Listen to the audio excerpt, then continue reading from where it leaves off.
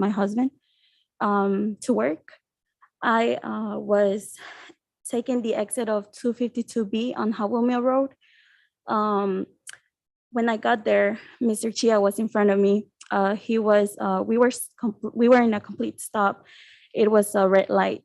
And when the light turned green, the people on this side were turning left, and we were able to turn, we're turning right, and we were able to turn left. Which way, in which direction were you going or intended to go before the accident? Right. Okay. Yeah. And Mr. Chia was in front of you. Yes. And the light turned green. Yes. And then what happened? Mr. Chia proceeded to drive, and of course I proceeded to drive, and a little bit more because there's like a curve. So when he finished the curve, he made a complete stop, and that's when I hit the back of his car. All right. What was the make and model of the vehicle you were driving? Nissan Rogue. I think that's how you say it. All right. And how would you describe the impact that you had with Mr. Chia's car? The impact, he just started, driving. I mean, not driving, but like he just accelerated the car, and I had accelerated the car. So the impact wasn't as they say it was. Did you were in the courtroom yesterday during the testimony? Yes, I was. You also had an opportunity to, I believe, see the damage that Mr. Chia said was going to done to his car as a result of the accident with you. Is that correct? Yes. Do you recall that damage as being what you remembered seeing on the day of the accident? Yes.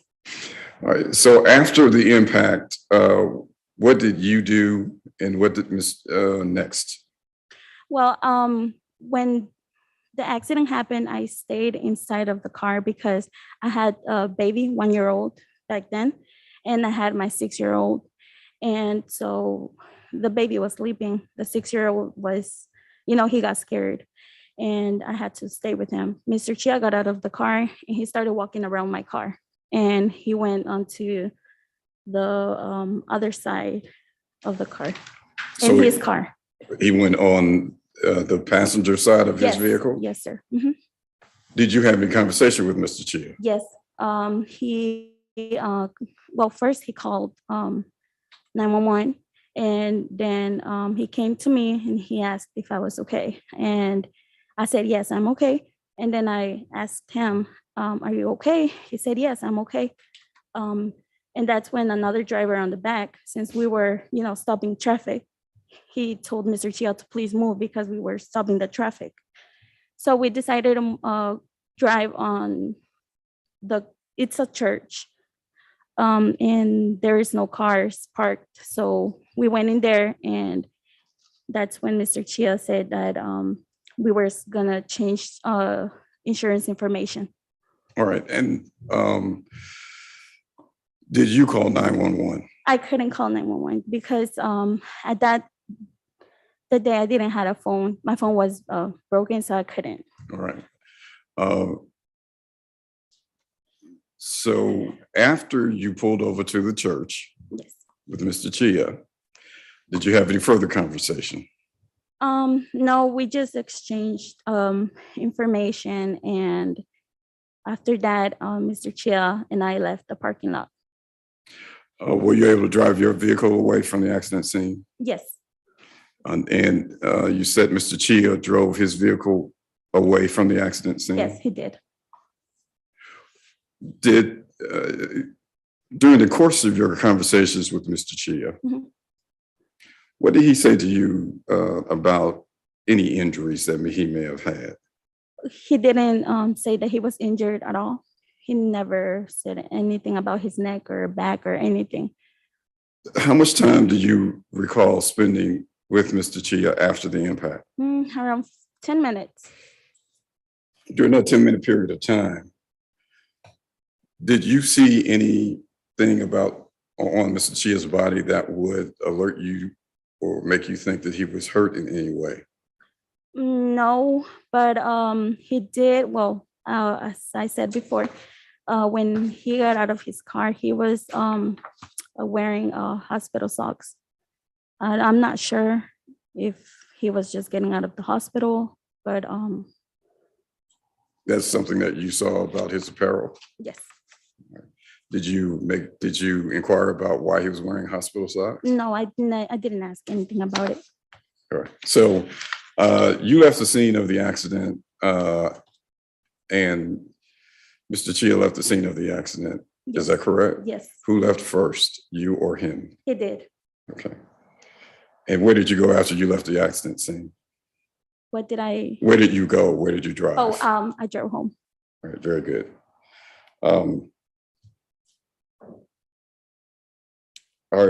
You are aware of what Mr. Chia has said or at least there's been testimony in this case about the injuries of Mr. Chia. Yes.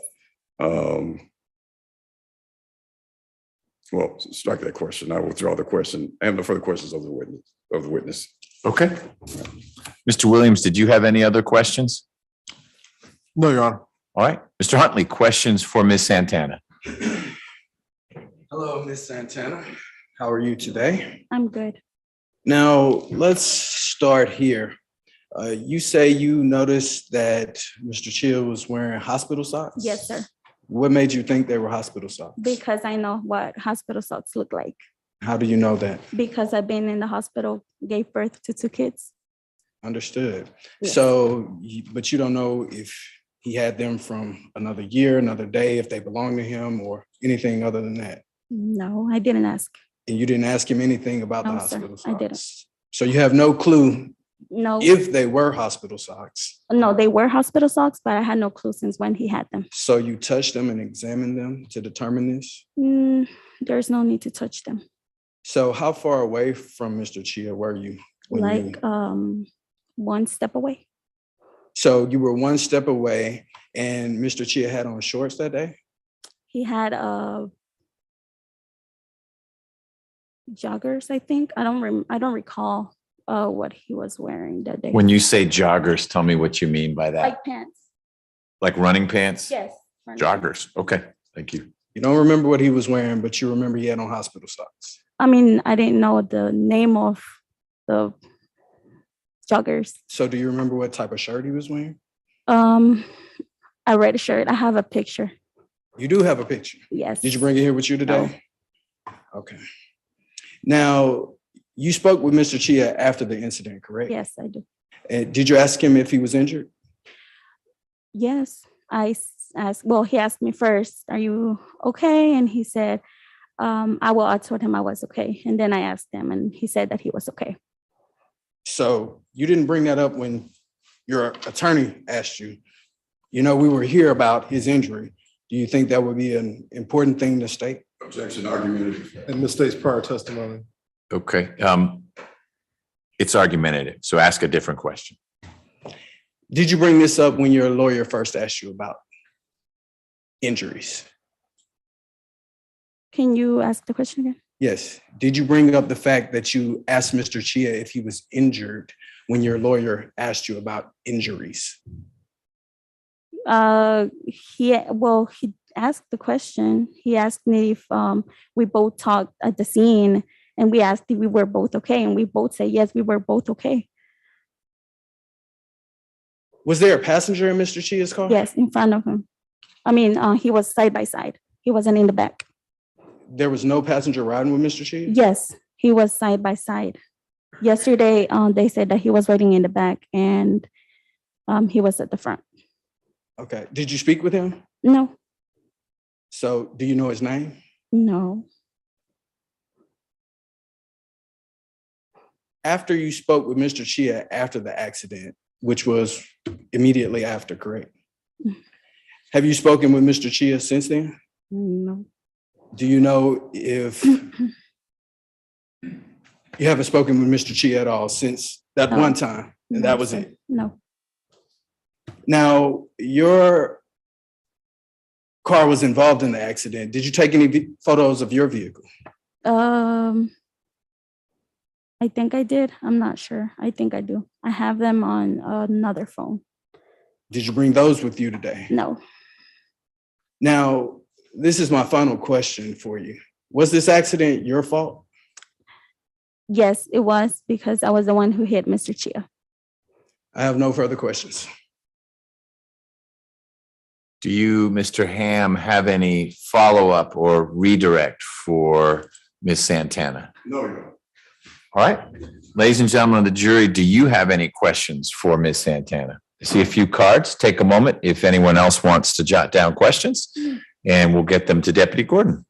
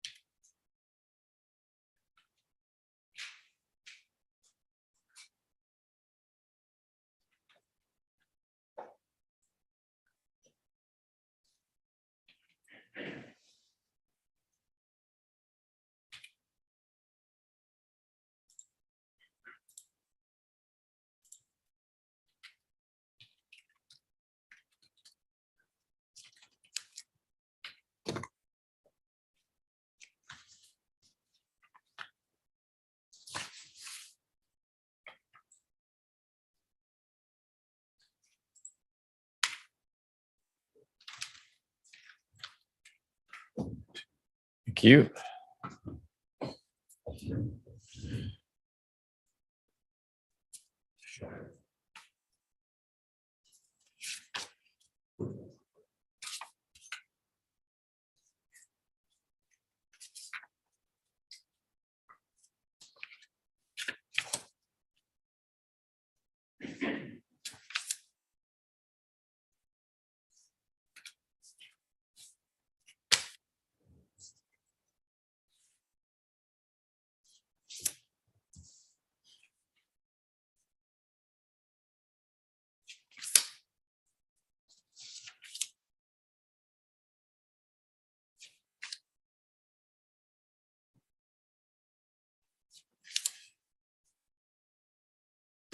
All right, counsel.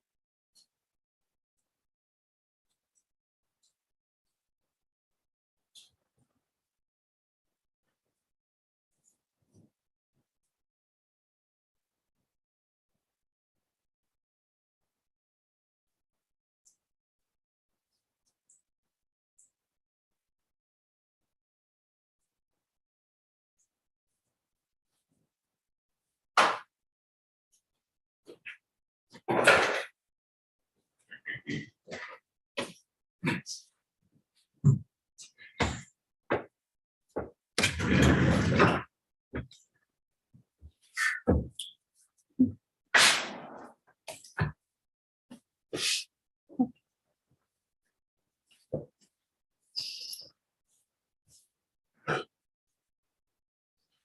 Santana, a couple questions, more than a couple. What is your estimate of the distance that you traveled after you made that right-hand turn until there was the collision? Estimate, Yeah, I mean, was it 10 feet? Was it 6 miles? it was, Half a block? I don't, it was short, really short. It was just like the turn and he made the stop. okay. Was there anything that was distracting you at the time you hit the back of Mr. Chia's car? Kids, phone, lightning? No, it was a Sunday and my 1-year-old was sleeping. The 5-year-old was playing on his tablet. Okay, but none of those things, the son, your sleeping No. kid, or the kid on the Correct. tablet were a distraction? No.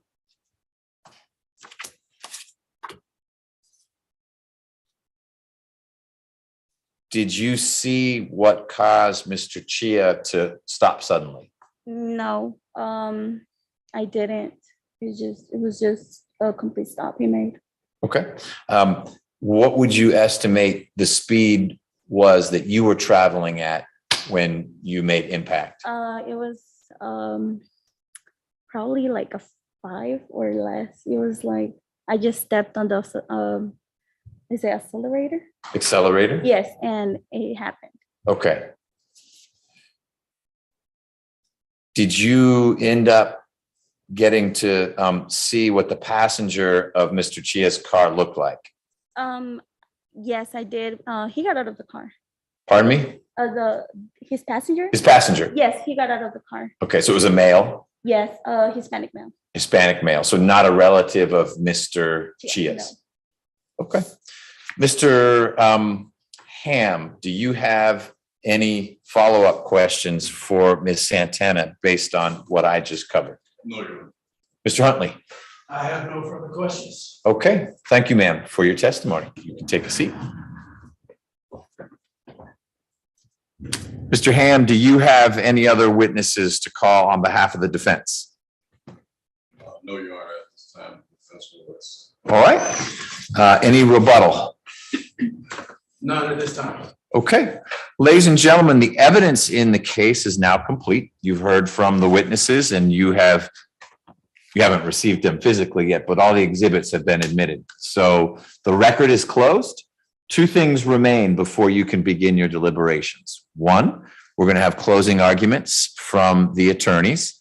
And 2, I need to give you a charge as to the law that you have to apply to whatever facts you find based on all the evidence that you've heard. The closing arguments, I'll remind you, are an opportunity for the lawyers to attempt to persuade you to decide the case in their favor. And it's fine for them to argue, this is what the evidence showed, this is what you need to do. But keep in mind that what the lawyers say is not evidence. And so if you have a distinct recollection that the evidence is X, and the lawyer is saying it's opposite of X, it's something different, lawyer's free to say that, but what the lawyer says isn't the evidence. What the witnesses said and what you recall those witnesses having said is in fact the evidence. Because Mr. Chia has that burden of proof that I mentioned, that preponderance to get the scales to tilt ever so slightly in his favor, Mr. Huntley gets the chance to open and close with these closings. He may not use both, but he's going to get the first word.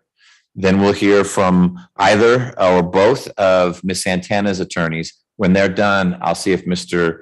Huntley has anything else he wants to share. And if he does, he'll get a chance to do that. Then I'll give you the law that I need to give you, and you'll get to go back to that jury room and start what you need to do. Okay? Mr. Huntley, are you ready? If I can just have one moment. Sure.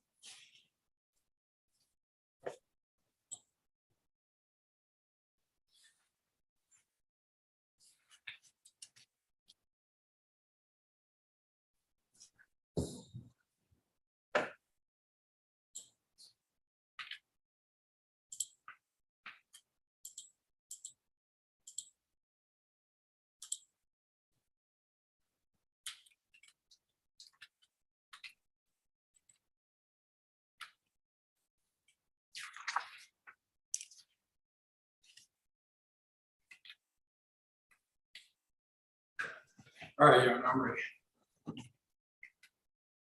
All right, let me make sure. You muted whatever needed to be muted? No. So Mr. Williams, your computer speaker is on. That's muted now. We should be good. Nope, Mr. Williams, your microphone's on. I'm gonna mute you. You're done. Okay. Okay, sorry. When you're ready, Mr. Huntley.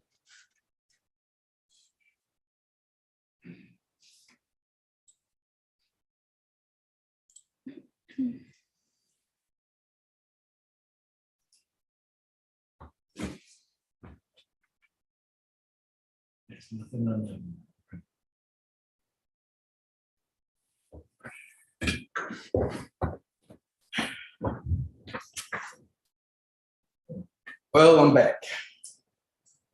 And I tried to keep this as brief and swift as possible. I had a lot of information that I need to get out to you all, so hopefully it was done in an efficient and effective way. Let me once again express the appreciation I have for being here. More importantly, all the questions, paying attention. It's my first time doing something like this with the court, and I like it. You know, getting some feedback from the jurors lets me know I need to ask some questions, hone in on some things for myself. But before I get started, you know, it's funny how the world works. I was anticipating us coming in here at like 9 o'clock today, no time. But due to the drug court, we got to start late. What that meant for me is that I got to have breakfast with my 3-year-old daughter. I usually don't get to have that, so it was fun, and I should refer to her as Her Majesty because she is into Elsa right now, and we do that a lot. So we're down, we're having very, very Cheerios. In her Elsa form, she has this little, I don't know if you've seen Elsa or not, she has this little braid. Well, she loves to do this whole little thing with the braid, whatever, sling it around, make me call her princess, all of that stuff. So she's slinging it around, she knocks over my Cheerios. Now, what she does next is what brings us here today. She said, Dad, I know I wasn't supposed to be doing this by your Cheerios, so you can have mine, because I'm not sure what's over. You know, and that's what we're here about. Accountability, responsibility. Now, you just heard from Ms. Santana here, and ask yourself, I told you, do you believe it? That's really what it comes down to. Do you believe it? She sat here, she told y'all the story. It's not in debate, she caused the accident. She said it herself. She caused the accident. So don't even worry about who caused the accident. It was her. She did. Now, because she caused that accident, Mr. Chia was injured. She also said another important thing.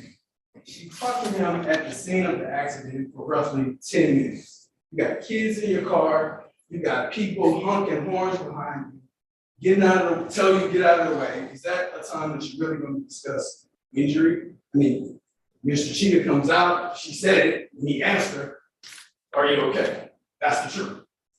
Now, later, when I asked her, did you ask Mr. Cheetah, was he injured?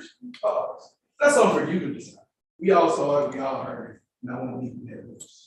So really, it's just a matter of, do you believe it? But my point is, 10 minutes, she talked to him, never talked to him again now. She doesn't know anything about his injury, how injured he was, or if the injury happened at a later time or date. All she knows is the 10 minutes. She knows nothing about Mr. Chia, nothing about his son or anybody else. One thing she did also confirm is, I gotta told you, Mr. Chia was driving Lyft. The accident, carrying, as she called it, a Hispanic male passenger. Now, because we're not getting into fault because we know it was her fault, we won't get into any of that stuff. Now, Miss Santana said she had photos of her car, photos of Mr. Chia, she got photos of everything. She didn't provide you all with any of those photos.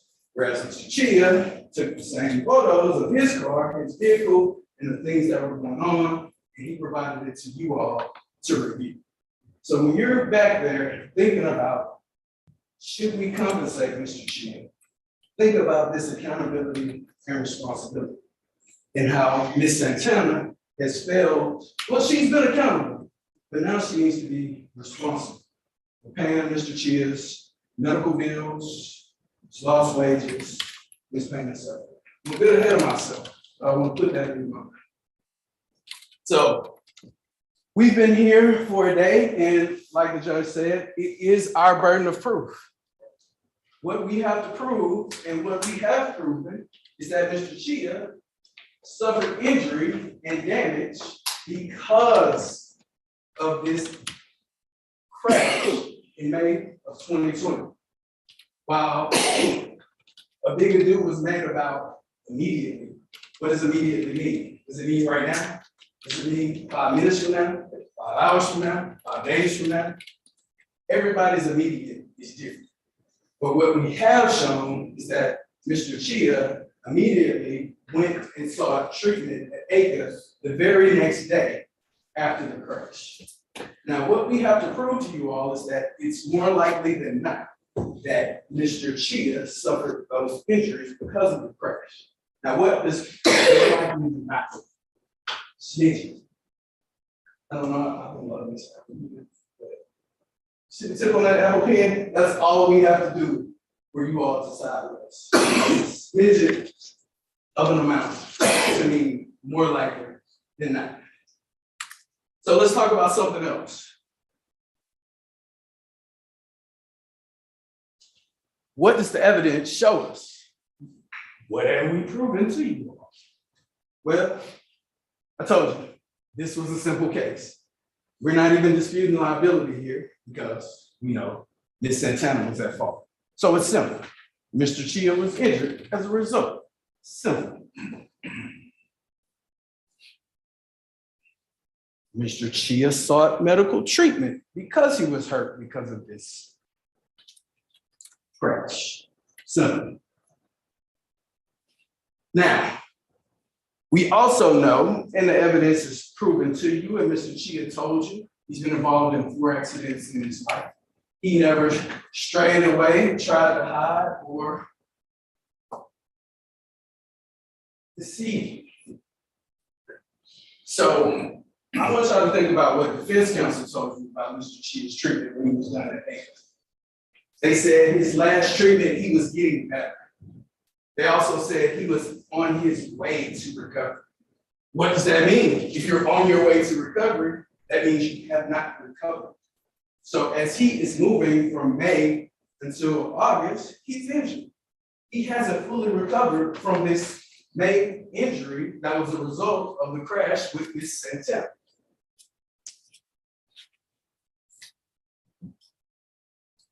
Now,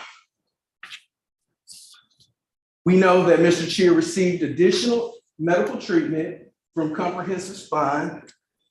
And the reason he received that treatment was because that accident made his injuries from the May accident worse, or in doctor's terms, exacerbated. We heard from Dr. Kupal.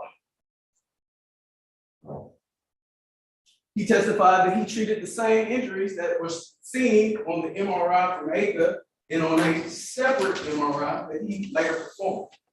There were no new injuries. Also, what you gotta think about, did the defense put on any experts or any witnesses to say, hey, Dr. Kupal is wrong? You don't think these injuries were the same? You think they're different? No evidence of that. They didn't talk about whether it was even necessary or unnecessary for Mr. Chia to treat. So you all know Mr. Chia was involved in an accident in May. It wasn't his fault. He was injured because of that accident. He had to go get medical treatment because of that accident. He had chiropractic treatment, he had an injection, and he had a percutaneous receptor. Now, I say that easily because I had one myself. And I think you heard Mr. Chia tell you, I did refer you to Dr. Kupala, who confirmed it on me. Now, the good thing and bad thing about it, having back pain is one of the worst things that you can ever have. You know, from here, I can walk from here to there. Without this surgery, life was unbearable. Herniations in the back. Me, I like to get active, golf, I do a lot of things with a friend, I just have an active lifestyle. And I just couldn't imagine living life with this back injury. So that's why Mr. Chia was referred to Dr. Kupala, who is a specialist, as you heard, in this field, who is one of the only people in Georgia that actually performs this type of treatment. Once again, we haven't heard anything that this treatment wasn't reasonable, that it wasn't necessary, and that it didn't cost money. So we also heard about that. Now, that bill is still outstanding. We haven't heard anyone say that it's been paid, which it has not. It still has to be paid, which is what we're going to eventually ask for.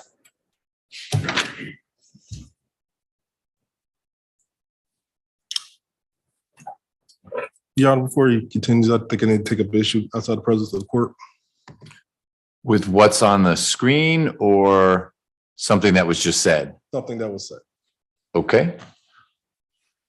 Why don't we pause for a sec, ladies and gentlemen? You all right with what's on the screen staying up there while we talk? That's fine, Your Honor. I'm Okay. happy to step outside. Okay.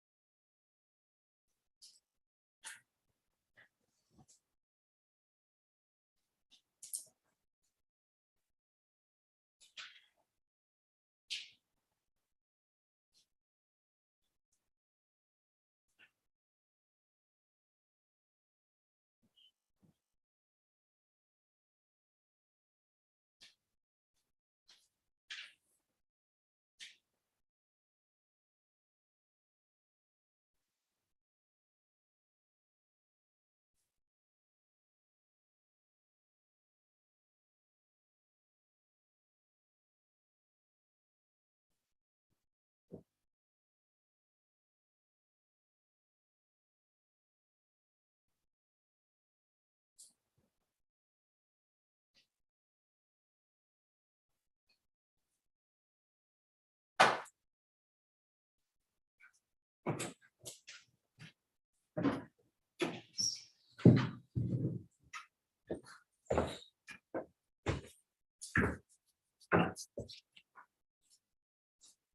right, Ms. Fulton, you ready?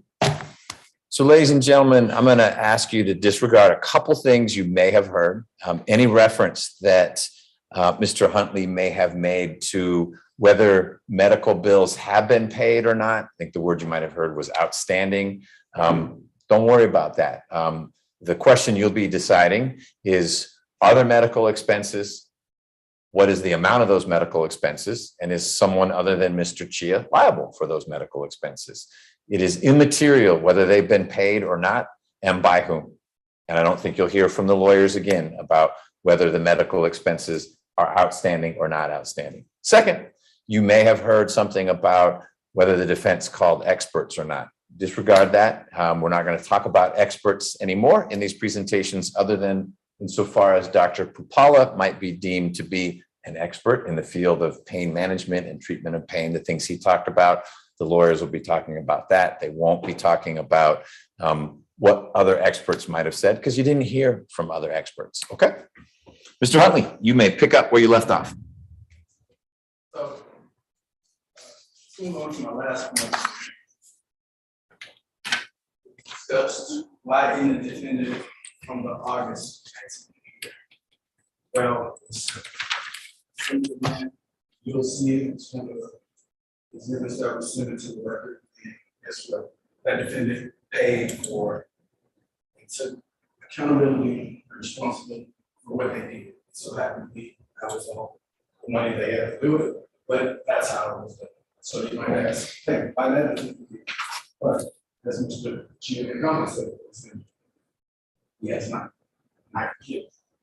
So, and I'm going to take a brief break here, because I want to go through here in line with the court's order, make sure I don't present anything that might be outside of the bounds of what we discussed. Okay.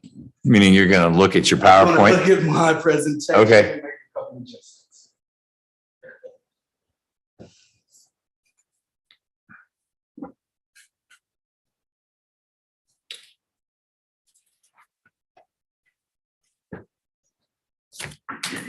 And Your Honor, just so we're not wasting the jury's time, maybe we take a 5-minute break to allow Mr. Huntley to adjust how he needs to. That'd be good. 5 minutes, 2 minutes. Okay. I mean, if it's something you can do right now, we've got the jury's attention. And if we have them leave, then we sort of restart everything. But I don't want you to overlook something. It's gonna be quick. It's probably 3 sentences. And I just- Okay. Why don't you just do that while we're all here? Fair enough.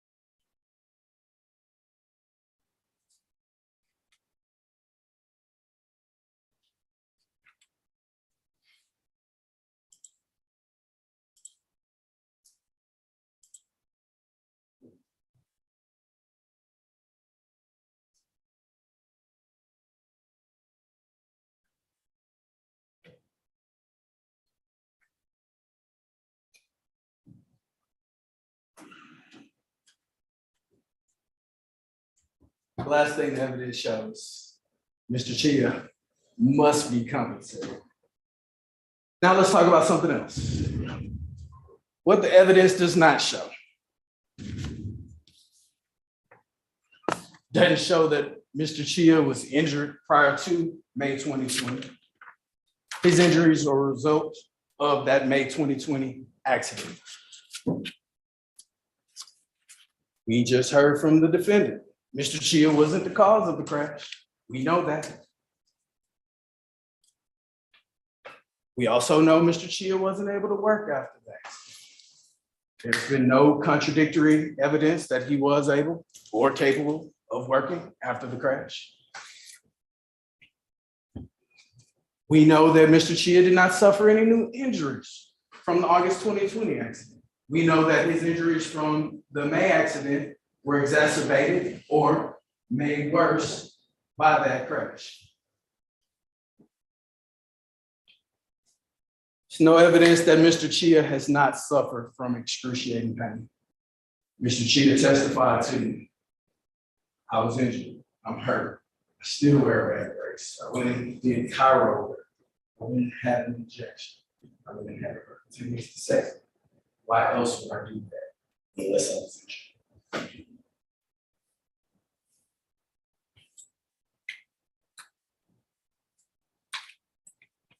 We heard one witness from the defendant that said she didn't hear that she disagreed that Mr. Chia was injured. And that's based on a 10-minute conversation. Nothing else throughout her life has she spoken with Mr. Chia or anything about Mr. Chia. So other than that, there's no one who disagrees that Mr. Chia was injured as a result of that May crash.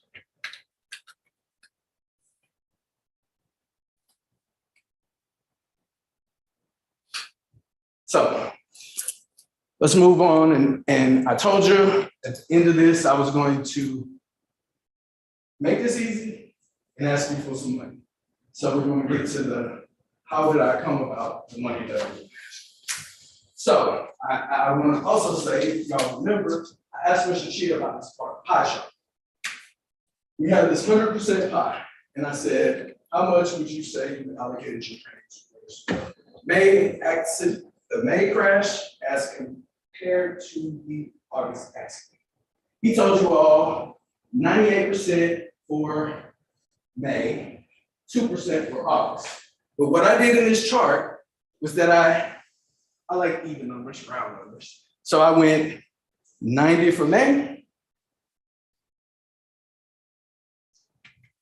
10 for August. So that's going to bring us to our next calculation. So May is 90% at fault, and we're attributing 10 on everything we do. So we're just going to forget about that 10. So his medical expenses.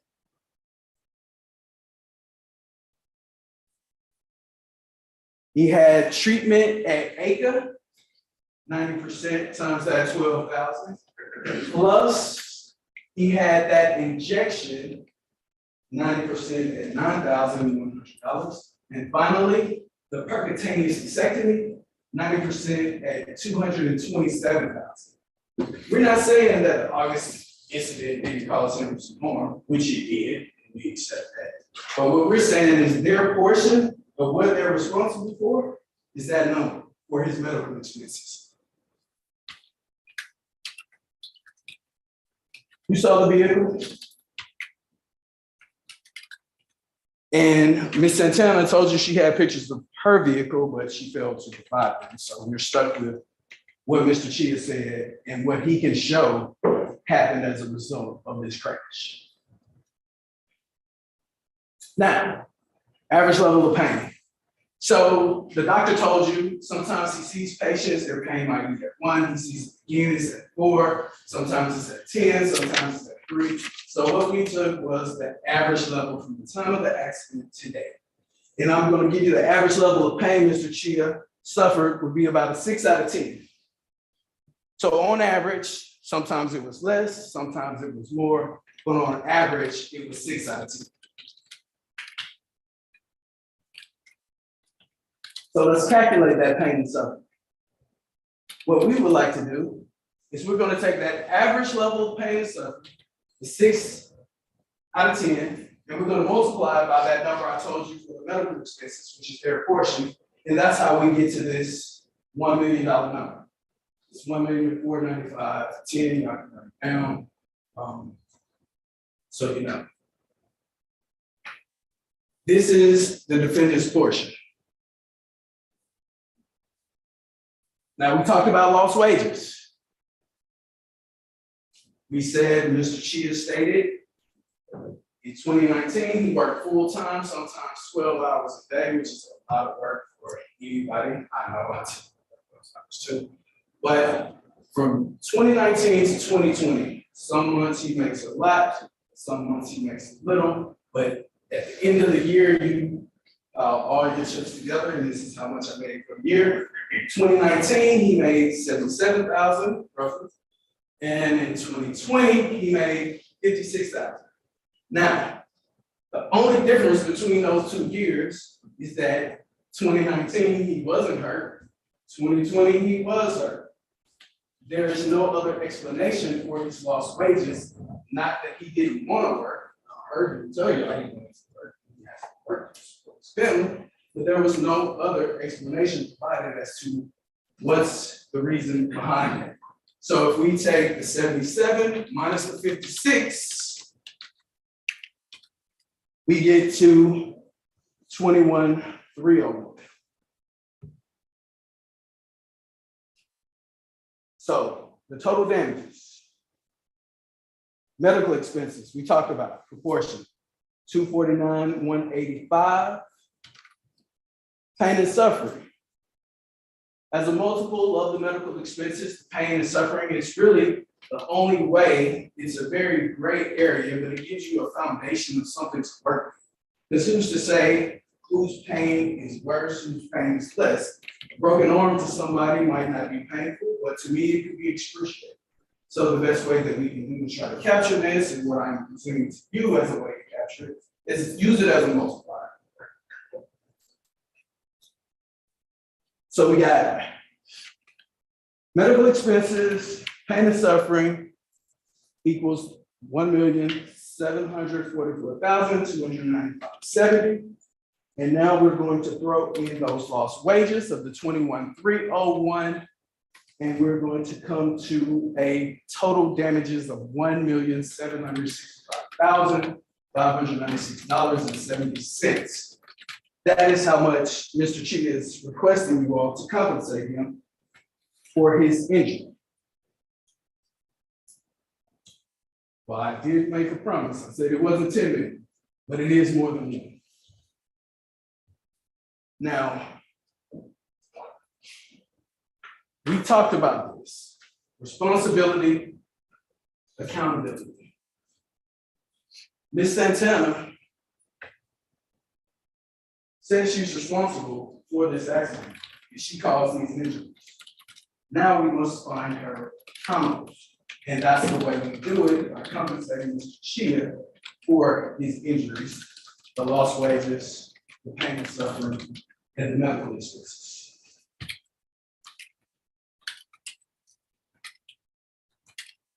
Now,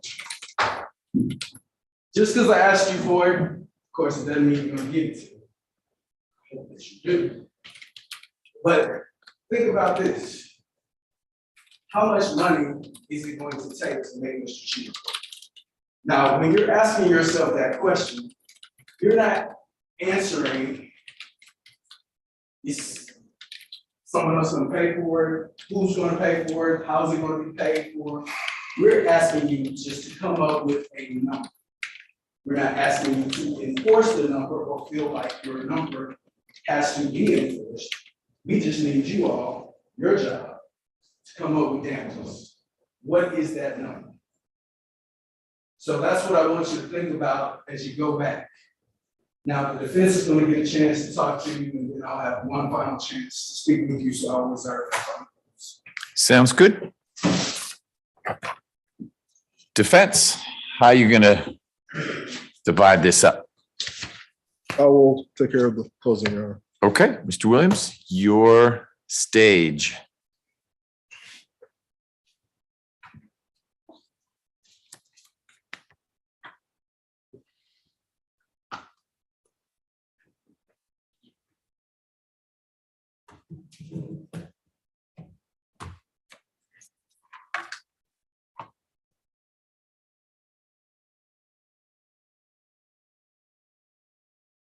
So Mr. Huntley, you need to stop I thought I saw shit. sharing. You just did. Now it went through. Okay, great. Means Mr. Williams can take over. Good afternoon. Well, echo something that you know, thank you all for being here. I know this has been an inconvenience for you. But I can say truly that we appreciate you. We're taking you away from jobs, family, friends, come hang out with us for a few days here in Fort. Just everyone's dream. Here, but I really appreciate you. In a lot of ways, my folks are the most important people in the room. We couldn't do this without you. What you're going to decide here that true and this respect. That's what you're going to say.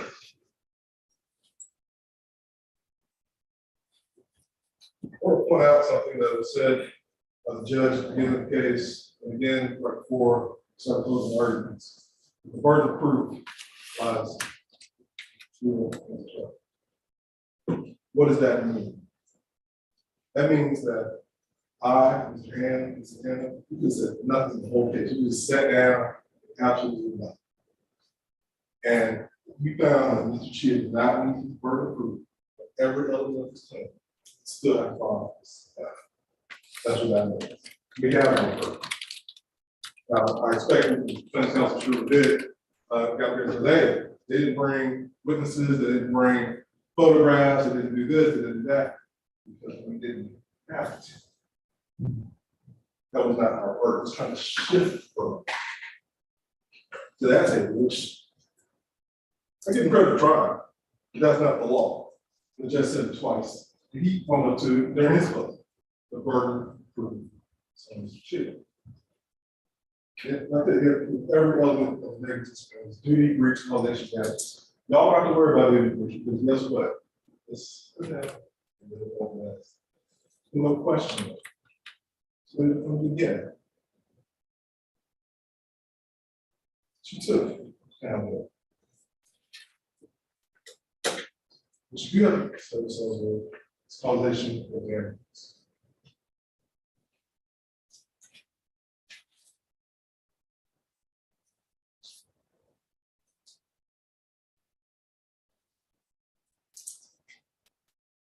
I think what you've seen today, our CEO was the trial.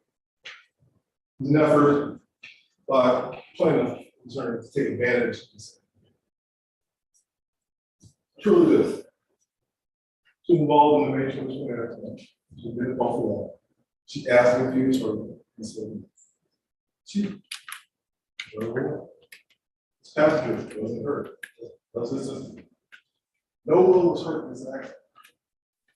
Oh, the testimony. She was your boy. You didn't never spoke to him since, and seen him since, anything like that. Why would she? He said he was okay.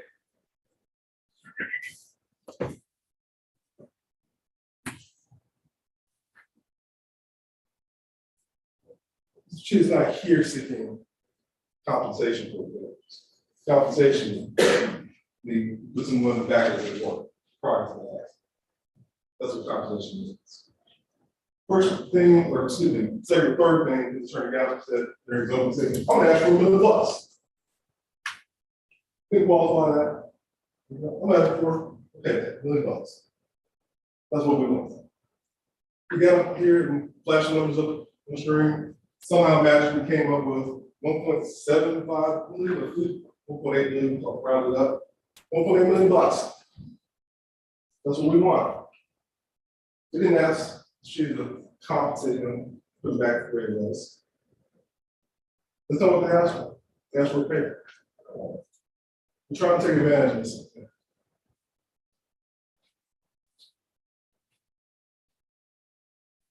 Now let's briefly go over some of the evidence. First day, that's what she said. It was involved in 4 accidents. First accident is 2013. No injury, no truth. This This attorney happened, I reaffirmed it on cross. No injuries, no trigger.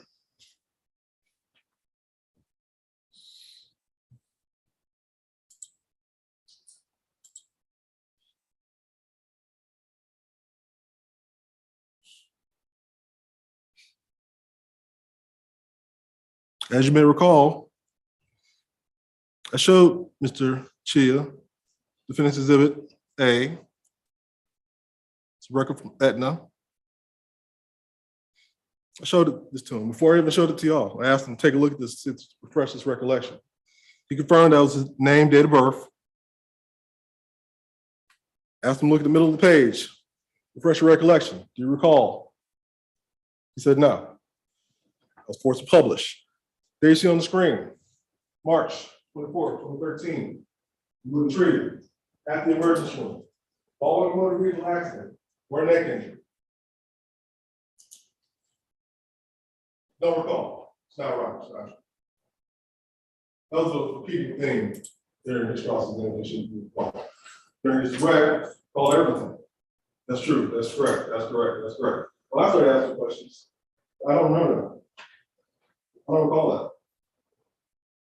First thing he said, never been injured. No car injuries. Never been car accident. First thing he said.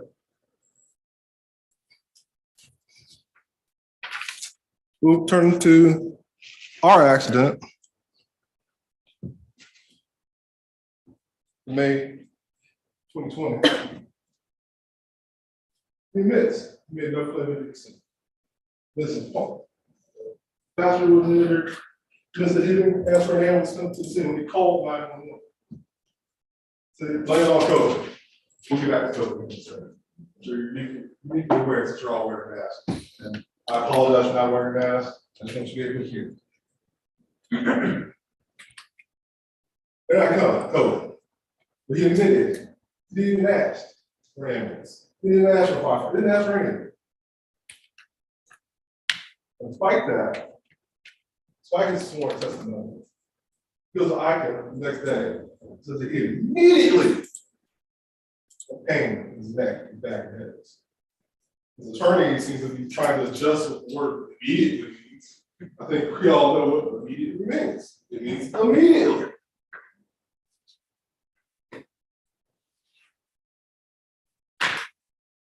You don't take my word for it.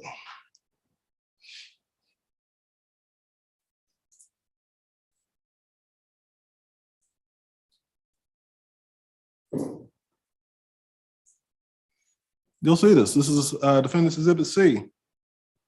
These are the records from ICA.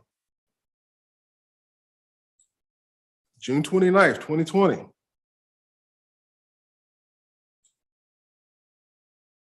I apologize, wrong. Exhibit, here we go. Initial evaluation. This is Plaintiff's Exhibit, I believe it's 2. I apologize. Plaintiff's Exhibit 2. Records he introduced from ICA. First duty sustained extensive damage, immediately following the pain and falling areas. Neck, go back and neck.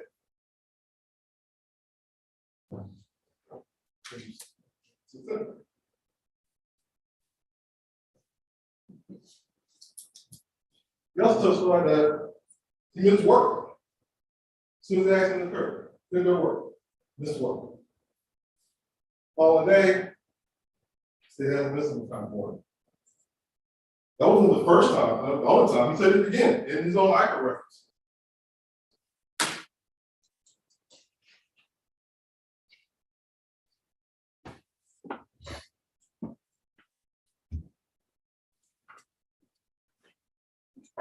Page 9, this is May 12th, 2020.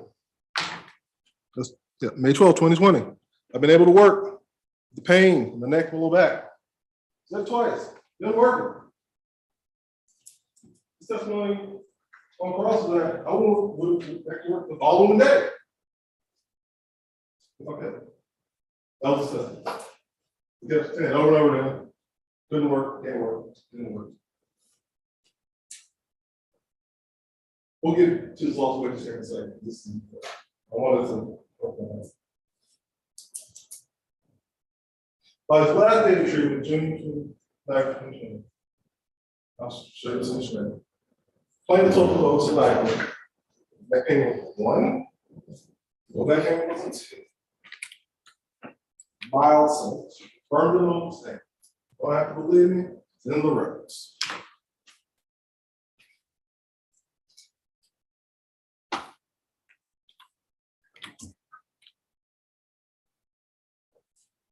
June 29th. These are his records that his attorney put in. That payment was 1. Well, back payment was on his way to being 5. But she didn't want you to believe that right before the August 2020 accident, somebody else hit him. And that thing went for it, just shot up. No evidence, no documents. He didn't go trick with anybody. He didn't go see anybody else. My pain was at 6 or 7 right when that accident occurred, and it was just minor. That accident was minor, didn't do anything to me. It was all the May 2020 accident. That's what they want. That's what you saw. That's what you saw. But you know what?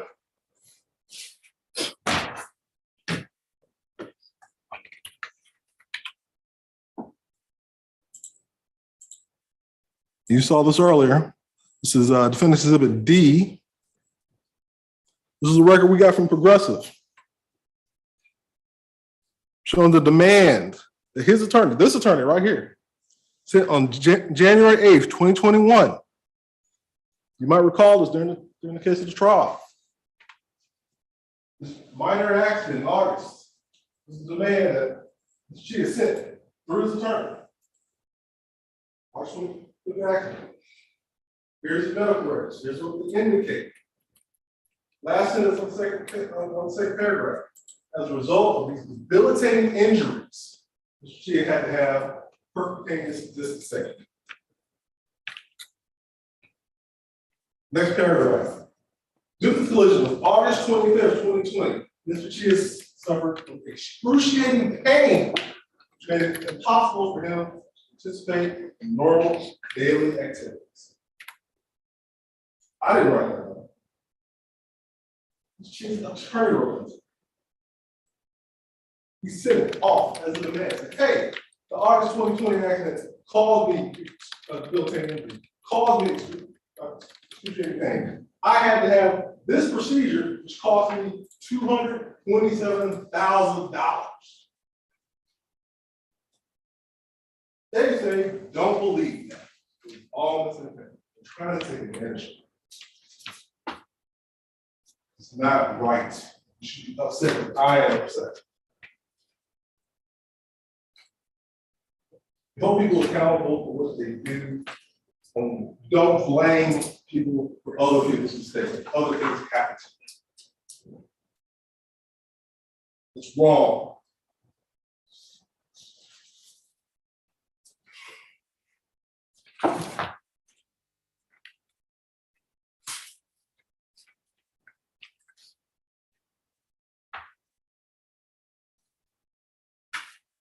I want to circle back a little bit for the lost wages. She is asserting a little $20,000 lost wages. Pretty much all of that. He has not produced a single record from the massive company, lots of writers, that can confirm what he's making before or after. So his tax returns show difference of what was happening during the time of the accident. What's the reason for all of you wearing masks here today? COVID. But counsel wants to think that there's no other reason why he worked less. Well, guess what? There is a COVID. Everyone took a hit. Trying to take advantage of my clients. That's why there's no extra blood.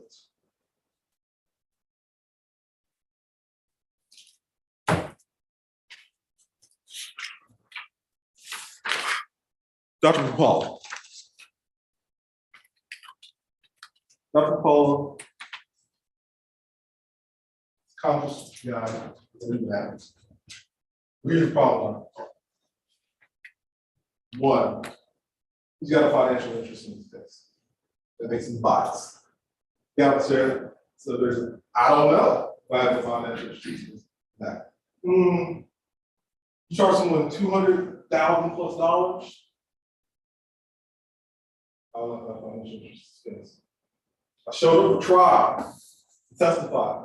I don't know if I have a financial interest in this case. That doesn't make a whole lot of sense, does it? He came here to make sure to took advantage of my client. That's why he showed up.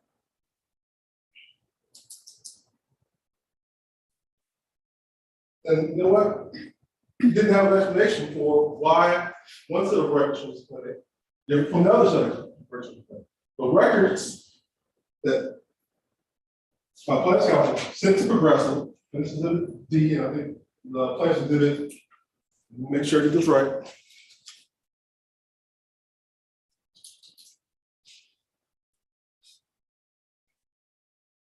Yeah, Plaintiff's Exhibit 9. There's an affidavit, we talked about this before. Affidavit dated May 18, 2020. That's when the records came in. That's when the record custodian verified these are the records that we got, Progressive. There's the demand, January 8th, 2021, more than a year before that.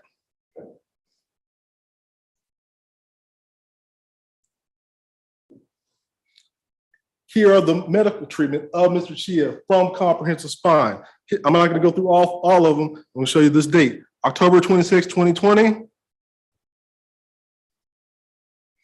Injury onset of neck pain, August 26, 2020. Neck pain due to previous accident, May 2020, exacerbated by the August 2020 accident. Exacerbated. That's why I had to do this treatment.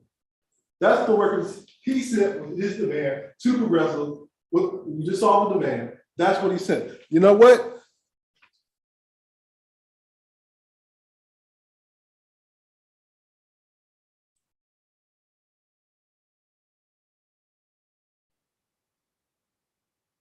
Here are the records from Progressive, from same facility. I think it was Comprehensive Spine, dated June 17th, 2022. Last week. This is what they're saying. Our records show from last week.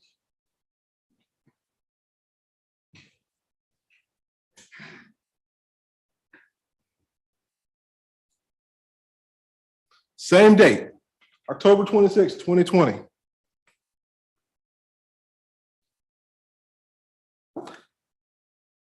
Injury of neck, onset May 2020. Doesn't say anything about the August accident from the records from back in May of 2022 from Progressive that went with the January 2021 demand. Doesn't say anything about it. Why is that? Because they're trying to take advantage of my clients. They don't think that you can put it together. You know, flash a bunch of numbers up there and ask for millions of bucks.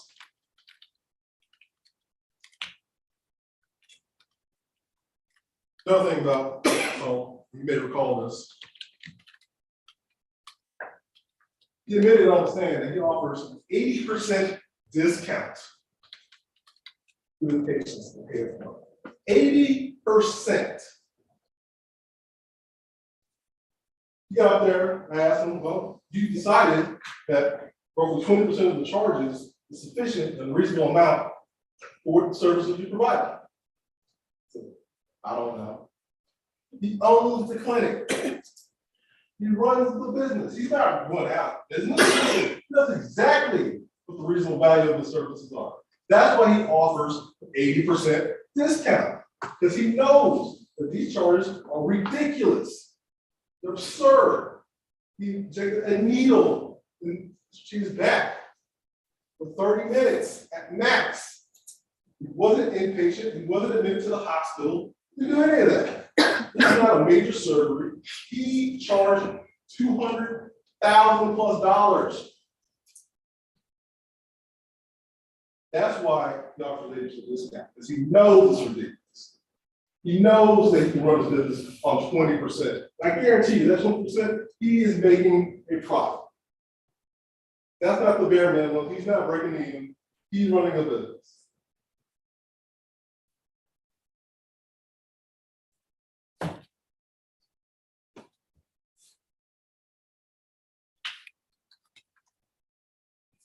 I'm gonna leave you with this. This is not just, she's living. She didn't ask to see. It's the law for years. What we're asking for is for a reasonable verdict in this case. If you feel that Mr. Chia was injured as a result of the nation's past, if you feel that. Then we say, the warden was treated as icon, son of servant. Give him another $5,000 of the pain and suffering is also, we're saying $25. That's only if you feel he was injured and his treatment was reasonable and necessary from those facilities. To do otherwise, the warden, 1.7, 1.8, $10 million is not right, it's not fair. We're trying to take advantage of our client. And I'm upset, you should be upset. She's too nice to be upset. So I don't understand. She's just trying to do the right thing. I admit it fault. I have. Asked him if he's okay. Same was. Left. What else was she supposed to do? Thank you so much for your time.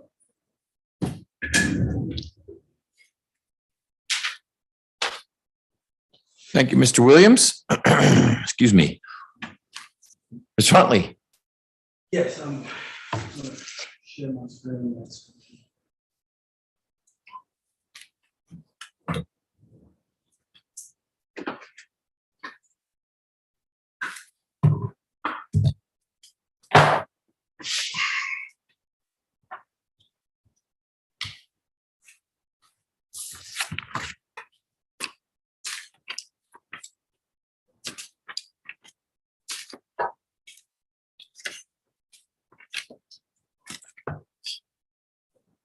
Yep, that's what the plaintiff's asking for.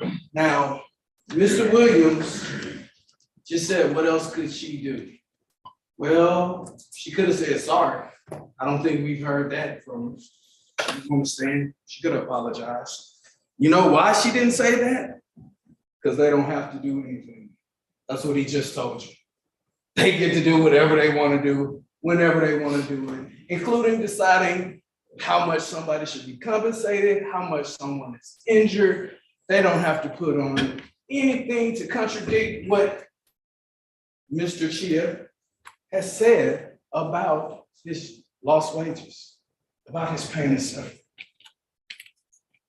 about those medical expenses. Don't be distracted like Miss Santana was causing this accident. I want you to focus on the one thing. It's not whether Miss Santana can pay.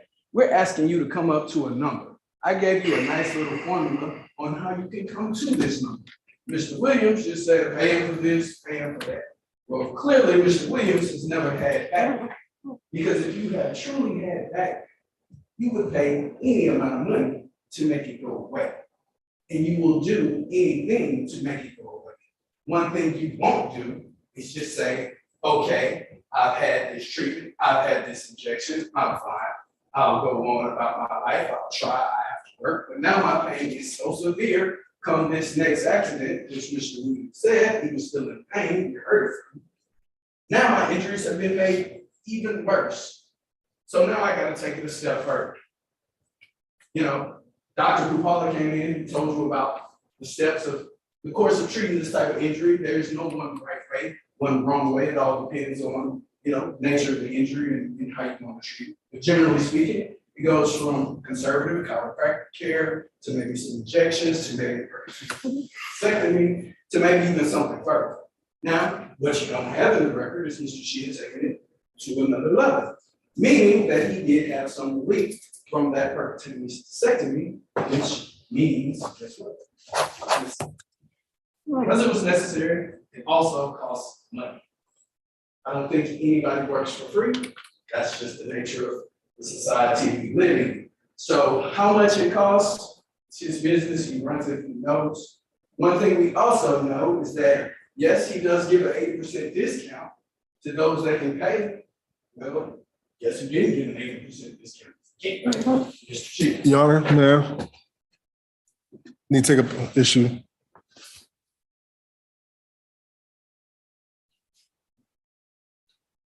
Okay.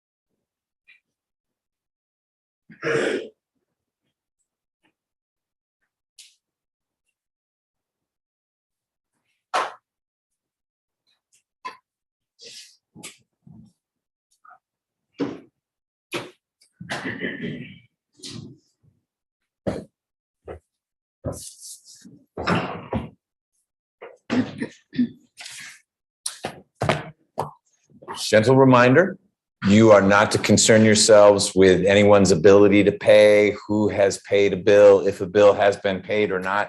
You're focused on what the damages were, backwards, and what that amount is, not did someone already stroke a check for it, or will someone be doing that? That isn't ever what the jury worries about.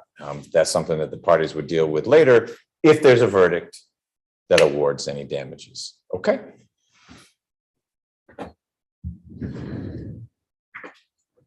So I will pick up kind of one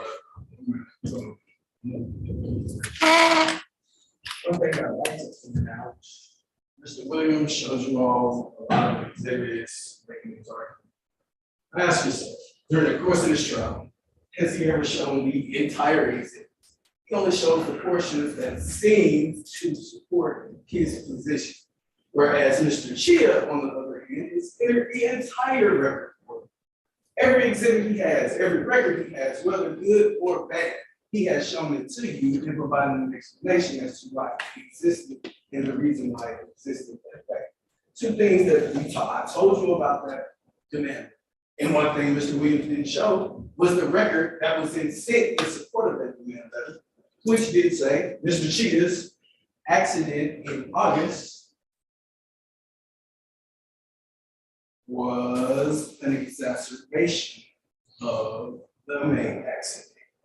Now, does that make sense to you all that a demand would be sent trying to establish the injuries you caused in August, as opposed to trying to say you caused all of this stuff? It's still a proportionate amount. What you didn't hear from Mr. Williams is that Mr. Chia was not injured. It's accepted. It's a fact. You know. You just have to come up with the amount to compensate him. This is not a payment. This is compensation for an injury that he sustained. He was injured. We're not coming here with no records, no nothing. He has treatment and he has provided it in support of his case. Now, I'll talk about the burden. It is our burden and we have proven that burden. Nothing has been shown to change that. You still don't have any evidence to contradict me. Yeah, before I got up here, I said I wasn't gonna tell a story. That's not really a story, it's just life experience. I feel like life experience is the best way to kind of get your point across, it helps you understand. If you all recall, we all had to be here on Friday, jury selection. Y'all had to be here. I was here, she was here. Defense attorneys were here, but one person wasn't. Now, me personally, it was my daughter's her birthday. I told you, daughter missed me because I was here at work. That's what you do when you care, you have interest. You know, does not have interest or lacks that interest. Perfect. Miss Santana. Because they don't have to do anything. They don't have any burden. So why should they do anything? They just hit people, walk away, drive away. That's what they told you. Just drive away, forget. Forget Mr. Shield. Forget what he's going through, what he told you about. Forget the records, forget the treatment, forget the missed work. Just forget it. They don't have to do a thing. You know, you all have the job of holding her accountable. And the way you do that is by coming up with a number. Coming up with a number to compensate Mr. Chief. Don't give her a discount on what she has done to change Mr. Chief's life, to make him lose those wages, and to make him incur his pain. So try not to be too long-winded. Hopefully I wasn't. I do appreciate your time. You all are very attentive, and I do thank you of your service. Thank you, Mr. Huntley. I'm going to give you all a few-minute break because my presentation is a lot less interesting than what you just heard from the lawyers. I don't get to prance around in front of you or anything. I read you the law. So I want you to be as alert as possible. So I'm going to give you a 5-minute-ish break in the jury room, hallway, wherever you want to be. Don't go quite yet. I got to finish talking. Deputy Gordon will get you back there. We're not quite done, so don't go back there and say, great, let's figure this case out. You still don't have the law that you have to apply to whatever facts you find. So do something other than talk about the case. You are 20 minutes after your break away from being able to start your deliberations. We'll get you the exhibits, all that stuff when it's time. So enjoy this break. We'll get you back in here probably around 2. I'll give you the charge and you'll be off and running. Thank you so much.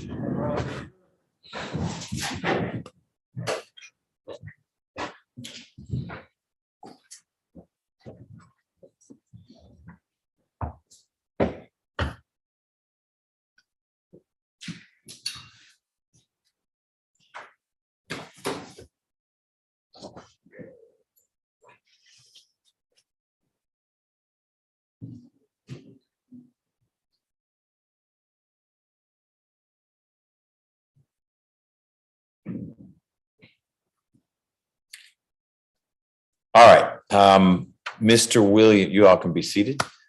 We had 2 bench conferences during the closings, one during Mr. Huntley's initial presentation and one during his rebuttal to Mr. Williams's presentation on behalf of Ms. Santana. You asked, as you should, that you be given a chance to get something on the record. I'm going to summarize first, and then you're going to augment in whatever way you want. Mr. Huntley will have a chance to do the same. In both instances, you raised concerns, Mr. Williams, about Mr. Huntley referring to whether bills had been paid, if they were outstanding, who was responsible for them. And in the first instance, you also raised a concern about not so much causation, but whether a comment or comments that you attributed to Mr. Huntley, where he was suggesting that the defense hadn't called experts, and heard you out in both scenarios and addressed the jury on the record. So the record will show that. The first time I told the jury not to concern themselves with whether bills had been paid, by whom, if they were outstanding or not. It's not what they need to work through. They're deciding what the medical expenses were, if at all, and what's attributable to anything that might have been caused by Ms. Santana. And as to the experts, I explained to the jury that no one was obligated to call experts. They didn't hear from experts other than Dr. Pupala, insofar as folks might think of him as an expert in that field of pain management or treatment of pain. I reiterated in my second intervention the point about medical expenses and it being not the province of the jury to be thinking about, well, has a bill already been paid and by whom or not? And frankly, they're going to come up with, if they come up with a number, with an amount that's medical expenses, and they're not to worry about whether it's been paid or not. That's something that we work through separately. Those were we can call them curative instructions that I gave in response to the concerns you raised. I didn't disagree with the concerns you raised. I felt that by saying what I said to the jury, I was addressing your concerns. I don't recall you in either instance moving for a mistrial. I want that to be in the record as well, that you expressed your understandable frustration, maybe even more so in the second meeting. But the relief you sought was a cease and desist order as opposed to a mistrial. That's my recollection of both our interactions during the bench conferences, as well as what I shared with the jury after each of the two bench conferences. That is an accurate recollection, Your Honor. And just to further upon that, Your Honor, we have gone round and round prior to this case getting going. Friday afternoon, again yesterday morning, about expert witnesses, the fact that plaintiff's counsel did not identify an expert to come testify at trial, that we did not get an opportunity to do a discovery deposition, get a rebuttal, so on and so forth. So when he got up in closing, and again, I believe it violated the spirit of your order and ruling, and said that defense did not bring an expert. That leaves an impression in the minds of the jury, is like, hey, you know what? He's right. They didn't bring experts through no fault of her own. That's what Mr. Huntley did to the jury on the first go round. Your Honor, you also, and I think correctly summarized the fact that Mr. Huntley got into the fact that we were who was going to pay, what was going to be paid. During his first presentation, then his second presentation, he said, guess who didn't pay the discounted rate to Mr. Pupala? His client. So he's routinely violated this court's orders. I've asked this court to give a curative instruction, which the court has done, but I just want to let the court know, and I'm not yelling at the court, and I appreciate what you've done, Your Honor. This is highly unacceptable, and Mr. Huntley is, I think he's intentionally doing it, Your Honor, because it happens multiple times. Thank you. Okay. Mr. Ham, anything you want to add for the defense? The exchanges that we had during the bench conferences were primarily Mr. Williams speaking on behalf of the defense, but I didn't mean to preclude you from participating. Your Honor, it's my recollection, as described by the court and by Mr. Williams, as being what occurred, the objections that were raised, and the instructions given by the court to the jury. I don't have the issue stated thus far. Okay. Mr. Huntley, anything you want to add? Yeah, I don't have much to add other than there was no intent. That is it. Okay. When we were abiding by the court's orders. All right. Well, fortunately, I don't need to resolve whether there was intent or not because we're done. The jury has heard what they heard during the closings. I appreciate the effort you all put into it. I do have a proposed verdict form. Mr. Ham, I'm sorry to always put you to work, but you're the closest. I'd like you all to look at it. I'm gonna give you all a few-minute break as well. I'll come back out in about 4 minutes. We're good with the exhibits. I don't need to see them. If the lawyers all tell me we're good with the redactions, then I'll know that we can give the jury whatever it is you give to Deputy Gordon. That's fine, Your Honor. We probably want to make sure we've got the actual exhibits that are going out rather than what was tendered. Mhm. So I'm happy to work with Mr. Huntley on that. Okay. I think we're good on, y'all good on this, right? Mr. Ham, any objection to the verdict form? I will join with Mr. Williams. I think he stated an objection, I believe, as to the jury. I think he wanted a non-itemized verdict form. And that is what I would prefer as well. Okay. Mr. Williams, you continue to request the non-itemized verdict form. That is correct, Your Honor. All right. Any objection to the itemized verdict form, Mr. Huntley? All right, that's the one we'll use. I may wave it around a little bit during the jury charge. I'll come back out here in a few minutes. You all can be at ease during the jury charge, and I'll take care of that. Thank you. Mhm.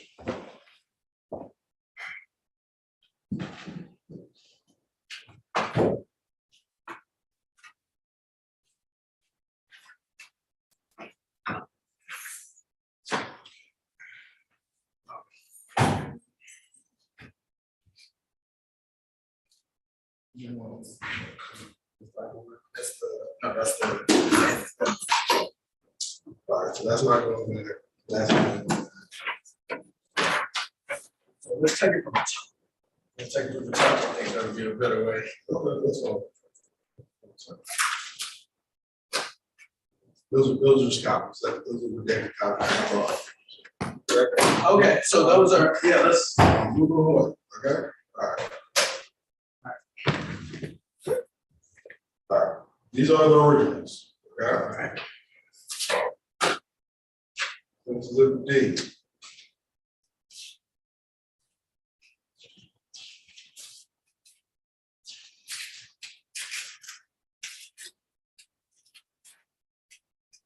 This should just go back. Yeah.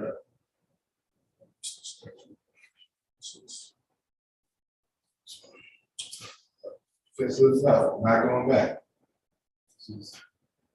Show this like, oh, I didn't mention. All right, not going back. Not going back, no. Agree? Okay, all right. Let's see.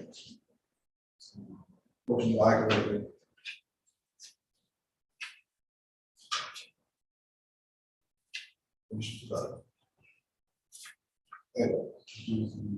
That works, portion.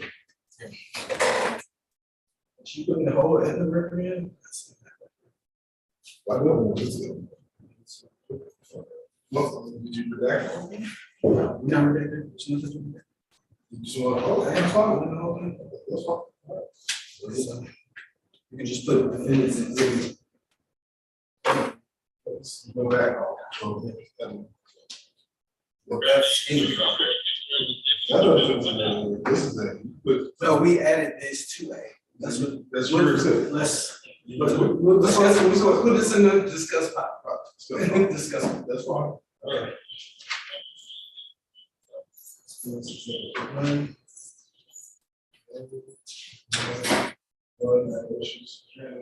Assume you're watching this. Okay. All right. All right. I think this is what we're getting to back. Yeah. So this is, Let us exhibit 2A record, this is three. but that's comprehensive, and that's what we got. Comprehensive is plans. Right. Is two. Plans three. So let's grab a copy of plans three.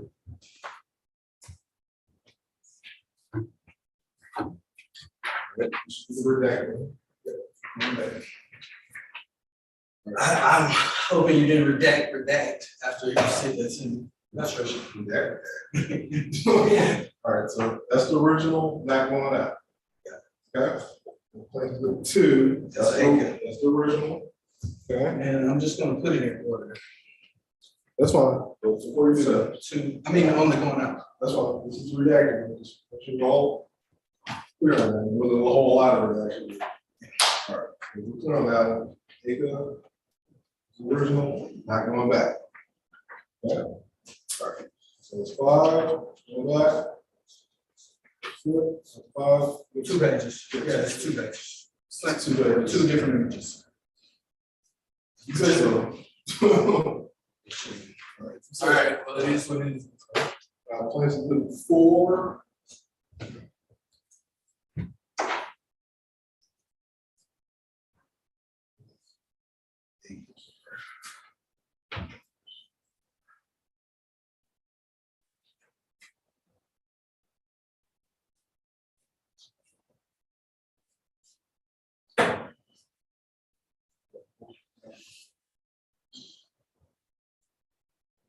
One more issue on, you know, original problem, right?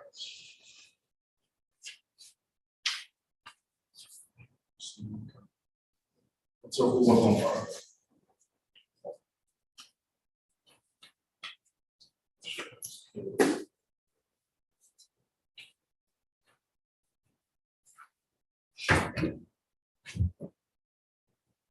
Tax returns, final.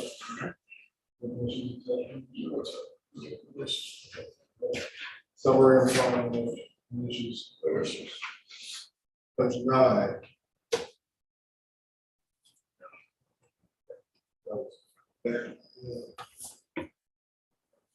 This city comes 9.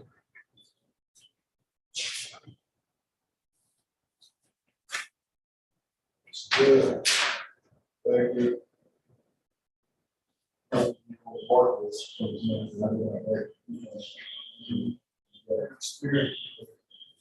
don't mind writing about, I have no objection to writing about. My original, like that.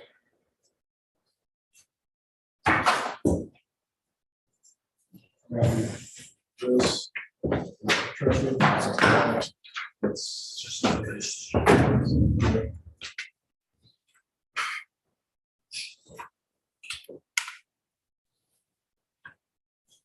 I think we did have a issue. One little snafu. Okay, give me 1 second. I'm gonna do that.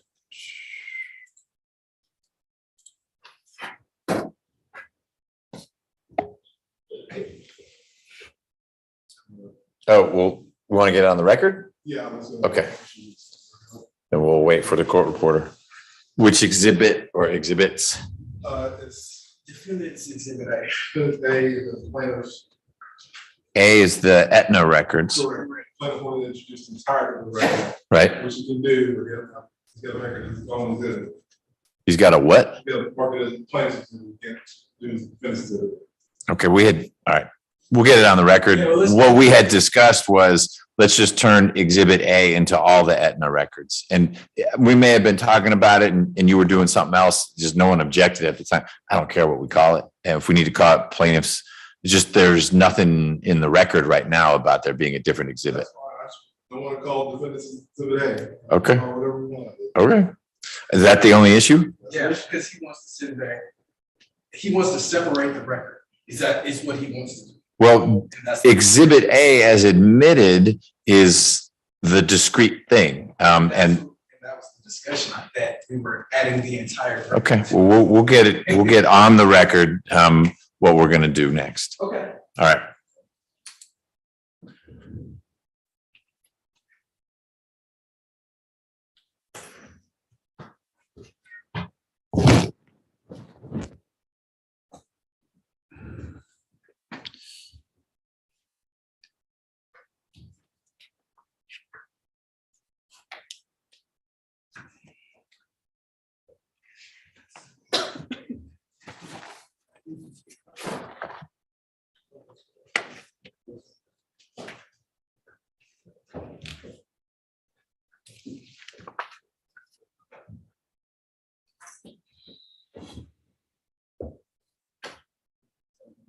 Ms. Fulton, you ready? Great. I'm going to go back on the record. It is a little after 2 on Wednesday. All that remains is to charge this jury before they begin their deliberations. And the lawyers have worked hard to get the exhibits ready to go. They have redacted everything they believe that was a cause for concern. There's one issue remaining. During the course of the trial, Mr. Williams introduced Defendant's Exhibit A, which was an excerpt from some Aetna records that included the entry from March of 2013 that Mr. Chia may have gone to an emergency room in connection with an automobile accident. Mr. Chia's testimony differs from the contents of that record, hence the interest to the defense. That was Exhibit A. Later on in trial, Mr. Huntley sought to admit all the Aetna records to reinforce a point he made through his client that nowhere else in many pages of Aetna records is there reference to that accident, continued treatment for that accident, anything like that. The defense did not object to the subsequent admission of all the Aetna records, and we will make them part of the record. My suggestion is that we have defense A1 and A2 so that it's clear to the jurors that they are connected, but it addresses the defense's concern that that one page from the Aetna records not get buried inside the larger stack. Jurors ought to be able to look for defense A and find what was put up on the screen. And that won't necessarily be the case if what goes out with the jury as defense A is I'm making the number up, all 250 pages of Aetna records. So my proposal is that we've got either A and A1 or A1 and A2, but the original defense exhibit that was A remains exactly as it is, either as A or A1, and the remaining is the wrong word, the complete collection of Aetna records becomes A1 or A2 based on whatever I decide after I hear from the lawyers. Mr. Williams, you're the one who raised the concern about this. Do you have a preference as to how we do it? No preference, Your Honor. My concern was that I didn't want Defendant's Exhibit A to be this voluminous thing that we put in for the jury to have to dig through. I had literally 2 pages, and that was it. And plaintiff's counsel wants to put in the entire the exhibit, then I think we should call it plaintiff's A or A1 or whatever. So plaintiff has been using numbers and defense has been using letters. And when we talked about this with the jury around, it was in connection with defense A. So I think what I'll do is leave A exactly as it is. And then the larger exhibit using one of Mr. Ham's handy dandy labels, we'll call it A-1. So they'll be separate. They're not going to be rubber banded together or anything like that, but that will help link for folks who are remembering the discussion that A and A1 are connected. They're the same source. Rather, A is sourced from A1. That's fine, Your Honor. That's fine. Anything you want to add to the record about that, Mr. Huntley? Yes, Your Honor. Of course, I rejected that. The whole point and what my understanding was is that we were going to combine the entire record for, as you said, completeness. By giving it A1 and A, it looks like it's completely different records, when in fact, the same record is in, this exhibit on both of them. So I feel as though Defendant's Exhibit A alone does not give a complete record of what is trying to be reported to. I understand your concern, but the fact remains Defendant's Exhibit A was admitted. I'm going to leave it intact. I'll let you decide whether you want to have the big Aetna record be A1, defense, or to Mr. Williams' suggestion, you want the Aetna records to be, I think we're on 12, plaintiff's 12. So it can be plaintiff's 12, and then people may draw a connection between it and defendant's A, or we can have it be defendant's A1. I'm neutral, but Choices, I would take defendant's A1. okay, that's what we'll do. So Mr. Ham, if you could get one of your blue labels, it may have gone to Mr. Williams, whoever's got them, and put A1 on there and then affix that to the larger collection of Aetna records. Mr. Huntley, were there any other concerns about what exhibits go out with the jury? Nope, that was it. Mr. Williams, we good once you put that label on? Correct. Good, A1. Fine with me. A1 on here. How is A stapled? Is that how the pages are staying together? Okay, great. All right. Are we ready for the jury, Mr. Huntley? Yes, Your Honor. Mr. Williams? Okay, jurors, please.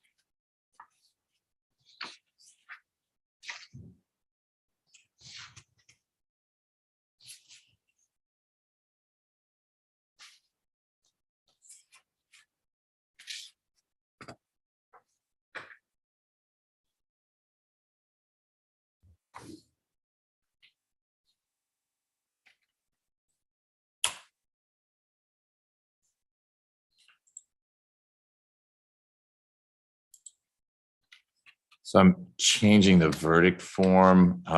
We talk in the jury charge about lost earnings. The line item in the verdict form says lost wages. I'm changing the verdict form to say lost earnings. So it just tracks with what I'll be talking to the jury about when I give them the charge. That's fine, Your Honor. Yes, Your Honor. Just so they're not confused, can you just let them know that earnings is wages? Wh- Go over. Let me see what the charge says. Because I know I've been saying lost wages. All right, so jury.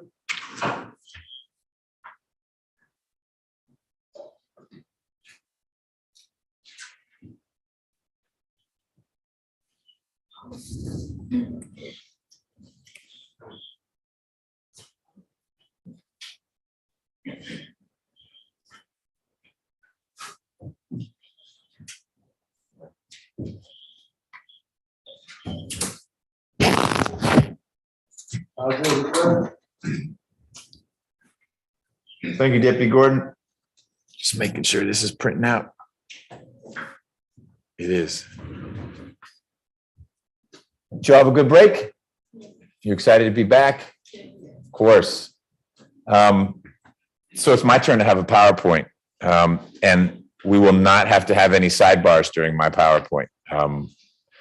I now need to share with you, members of the jury, the law that you have to apply to this case. I try to make it as accessible as possible. In other words, I'm going to try to talk to you in the way I would talk to friends and family and whatnot, because we're sort of that way, haven't been together for a few days. There are a few legal concepts that higher courts or the legislature have said, Judge, you have to define in a certain way. So there'll be a few turns of phrase that I use that you're going to think inside. Hopefully you don't say it out loud, like, there's a dumb way of putting things, or like, why are you using these fussy words? It's because I have to. You're going to hear about the enlightened conscience of jurors. What do you mean by that? You'll figure out what you mean by that. That is the legal definition of one of the things I have to talk to you about.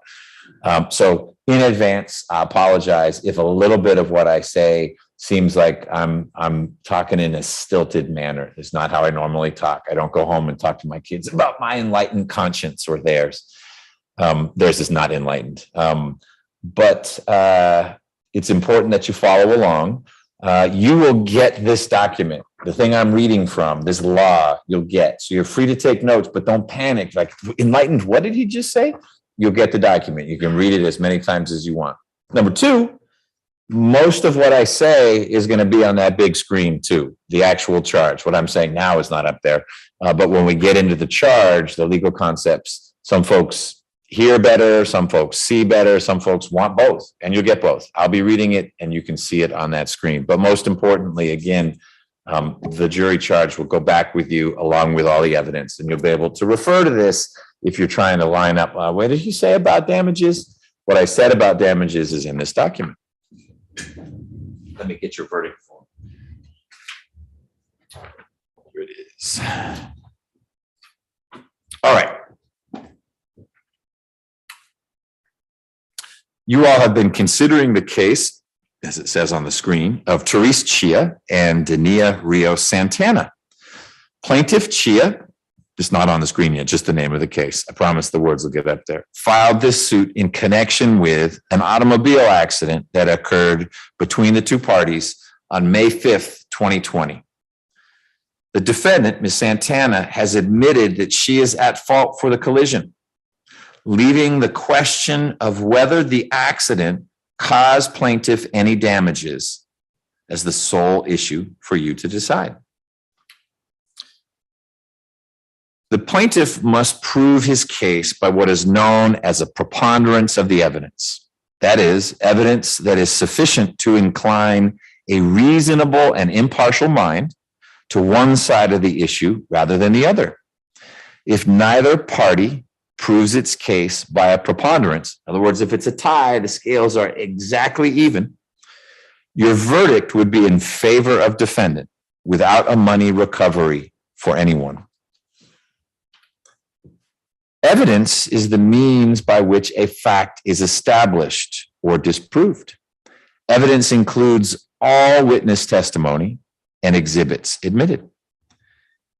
Evidence does not include the opening statements or closing arguments, any questions asked, or anything else the attorneys or I have said. During trial, you were permitted to ask questions. The answers to those questions, the answers are evidence. However, you should draw no conclusions or inferences from the fact that some of your questions were not asked. Questions are not evidence, only answers are. In considering the evidence, you may use reasoning and common sense to make deductions and reach conclusions. Evidence may be direct, circumstantial, or both.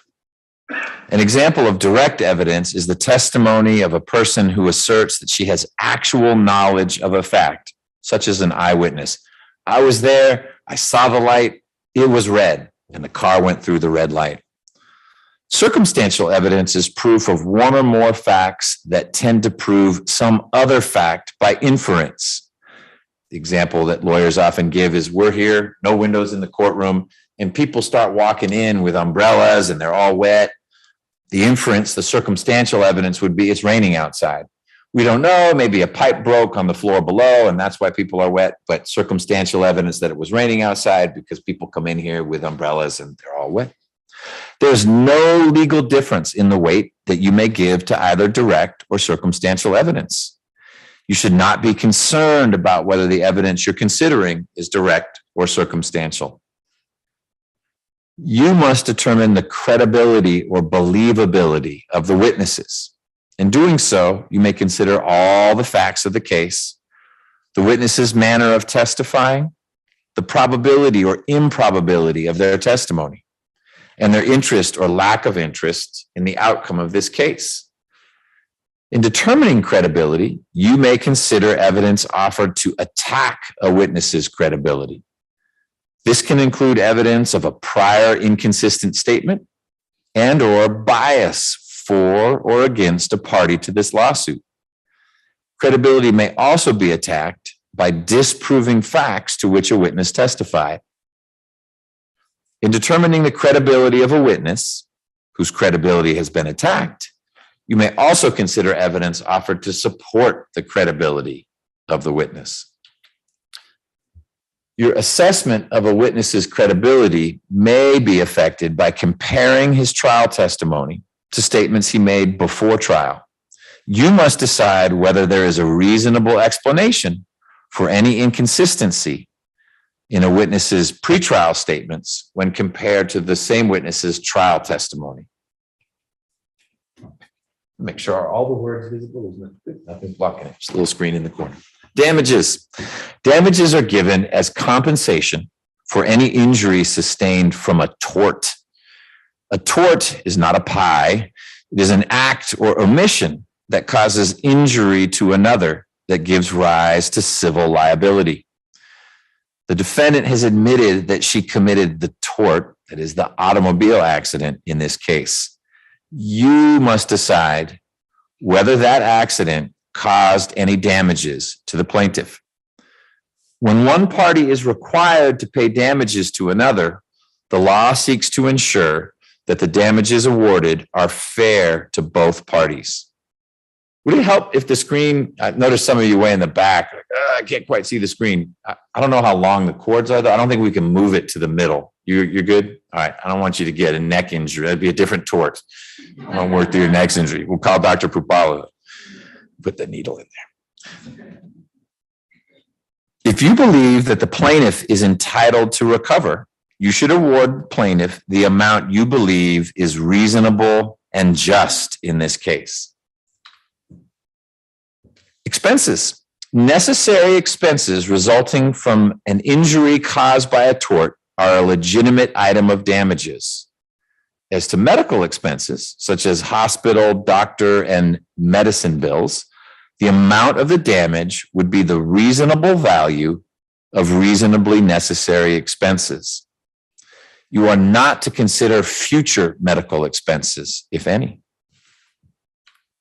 Lost earnings. And when I use the term earnings, I'm talking about wages. Same thing, earnings, wages.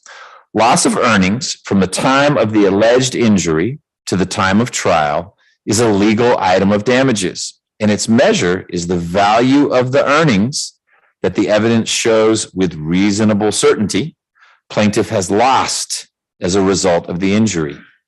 You may consider what the plaintiff was earning at the time of his injury, what he made since the injury, and the amount customarily paid in this locality for the kind of work plaintiff does.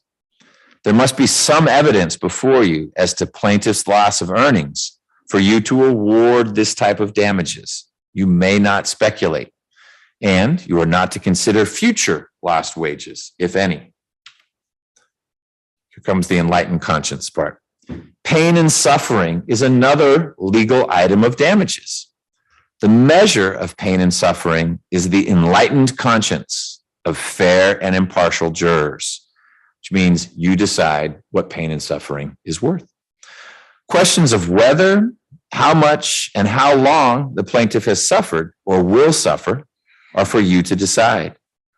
In evaluating the plaintiff's suffering and pain, you may consider the following factors if you find that they've been proven. Interference with normal living, interference with the enjoyment of life, loss of capacity to labor and earn money, impairment of bodily health and vigor, shock of impact, running out of fingers, actual pain and suffering, past and future, and the extent to which the plaintiff must now limit his activities. If the injury is small or mitigating circumstances are strong, only nominal damages are given. What would be a proper amount of nominal damages is a question for you to decide based on the circumstances of this case. Pre-existing injury. Plaintiff may not recover for injuries or disabilities that are not connected with the defendant's acts or omissions. There can be no recovery for any injury or disability that was not proximately caused by the incident in question, the May accident. If you should find that at the time of the incident, plaintiff had any physical condition, ailment, or disease that was becoming apparent or was dormant, and if you should further find that the plaintiff received an injury as a result of the defendant's negligence, and that the injury resulted in any aggravation of a condition already pending, plaintiff could recover damages for aggravation of the pre-existing condition. When a person is injured by the negligence of another, he must mitigate his damages as much as is practicable by the use of ordinary care and diligence. If you find that the plaintiff has suffered damages, under the law, plaintiff is bound to reduce those damages as much as is practicable by the use of ordinary care. If you believe that by the use of such care, plaintiff could have reduced his damages, you should determine to what extent and reduce his damages to that extent. Ladies and gentlemen, by no ruling or comment that I have made during trial have I intended to express any opinion about the credibility of witnesses, the evidence, or which party should prevail. Which party should prevail is a matter solely for you to determine. Whatever your verdict is in this case, it must be unanimous in writing on this verdict form, dated and signed by your foreperson. Your verdict should be based upon your opinion of the evidence according to the laws that I'm giving you now in this charge. It is important, and you must consider the facts objectively without favor, affection, or sympathy to either party.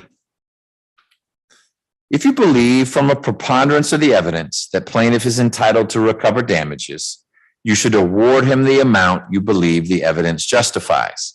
The verdict form lists the available type of damages. And we've already talked about them: lost earnings, wages, medical expenses, pain and suffering. There's a blank for each. You can award damages for all three, for one, for none. You total them up, and that would be your verdict. If you believe from a preponderance, if you do not believe from a preponderance of the evidence that the plaintiff is entitled to recover damages, you should find for the defendant, in which case the form of your verdict would be, we, the jury, find for the defendant. You've got both options on the verdict form. You find for the plaintiff, you figure out what the damages are. You find for the defendant, there are no damages. One of the first things you'll do when you go back into the jury room is select a foreperson who will preside over your deliberations and who will sign the verdict form to which you all freely and voluntarily agree. You should start your deliberations with an open mind. Consult with one another and consider each other's views. Each of you must decide this case for yourself, but you should do so only after discussion of the case with your colleagues. Do not hesitate to change an opinion if you are convinced that it is wrong, but you should never surrender an honest opinion in order to be congenial. This next one should sound familiar. During your deliberations, you must not communicate with anyone outside your group about this case, nor may you conduct any outside research. You have all the evidence in the case. It would be improper to supplement it with any outside information. And so you're not surprised. One way we enforce this is that Deputy Gordon will be collecting from you before you start your deliberations anything that can communicate with the outside world: Apple Watch, cell phone, computer, antenna, anything you brought in here where you could get outside information, that goes with Deputy Gordon. And we guard it and listen to it cheep and chirp and make all these noises. You get them back when you're done. But while you're deliberating, no such devices. During your deliberations, should you need to communicate with me in any way, we've got a question, we've got this concern, it now has to be in writing. So write it down on a piece of paper, on a note card. You'll get it to Deputy Gordon. He'll get it to me. I will talk with the lawyers, and I will share with you whatever response I am allowed by law to give. Sometimes you'll be frustrated with the response. It will be consult with one another or reread the charge. But where the law allows me to be more expansive, I will do so in response to any questions you may have. And you may not have questions, but if you do, they will be in writing. And that's it. In a moment, all of you are going to go to the jury room. After you get there, I need Ms. McClurge to get all her stuff and bring it back in here. You are alternate, so you will not be deliberating with the other 12 jurors, but you're going to be staying here today because if we have to excuse one of the jurors, you parachute in as a deliberating juror. So in a moment, you're going to go back to the jury room. Ms. McClurg, you'll get your stuff, come back out here. We're going to get you a place to be. Please don't start your deliberations until Deputy Gordon, number one, takes away all your fun devices, but number two, brings you all the evidence that's been admitted, plus the charge you just heard, and this verdict form. Once you've got that, you're off and running, pick your four-person and do whatever you're going to do during your deliberations and just keep Deputy Gordon posted. We will go till 5 at the earliest, but I'll tell you now that we've started deliberating, you are the schedule boss. If you say, oh, we're close and it's 5 and you want to go past that, everyone stays. If you say, we'll finish, but we're finishing tonight, we want to go till 7, we go till 7. You'll decide that and we're here. You may decide in an hour, you may decide at 5:30, we're going to come back tomorrow. You can come back tomorrow and you will tell us when you're coming back. I don't say it needs to be 9 or noon or anything like that. So one of the things you'll want to be working through are your schedules. Okay. Go with Deputy Gordon. All right, Jared.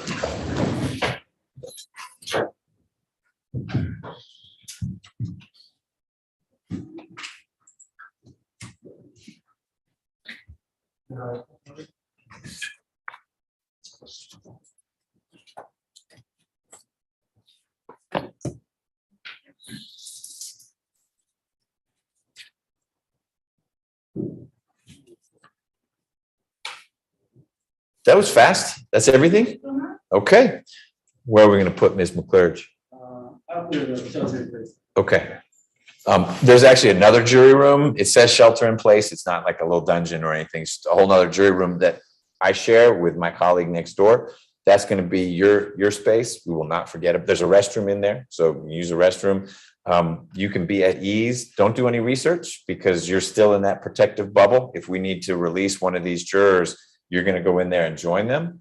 But if you want to read, relax, nap, whatever you want to do, you'll be in there. I promise we won't forget about you. So if the jury reaches a verdict today, we'll bring you out and that'll happen. If they ask to go home for the day, we'll have a conversation about whether you need to come back tomorrow or whether you can be on standby because you're not released until the jury says they're done. Again, because we might need to excuse someone tomorrow, but it could be that tomorrow you can go back to work running your restaurants as long as you could get down here pretty quickly. But we'll talk about that if we don't finish today before you go. Any questions? Okay. Pardon me? You're gonna follow him? Yeah.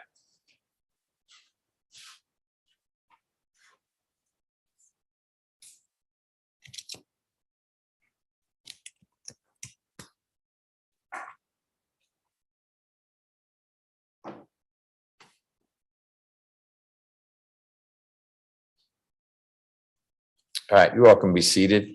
A couple of housekeeping matters. There were 15 cards submitted.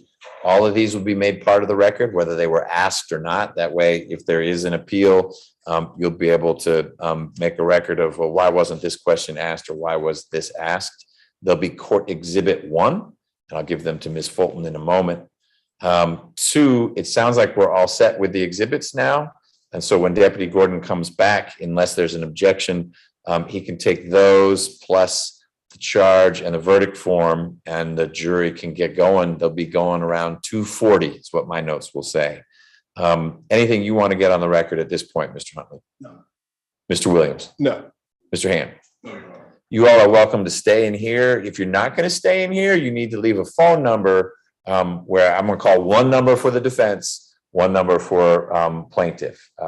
If you're not going to be here in the courtroom, I have nothing else planned for this afternoon. So this is your space, but I don't require you to stay here. If you're going to be stepping away, I'll just make sure I've got that number so my staff can make 2 phone calls and that'll get everyone else here. We've been busy the past couple days, so I'll be using this as my work. It's yours. What is the collection of documents that Deputy Gordon should bring in there? Is it the stuff that's upside down? Correct, right there.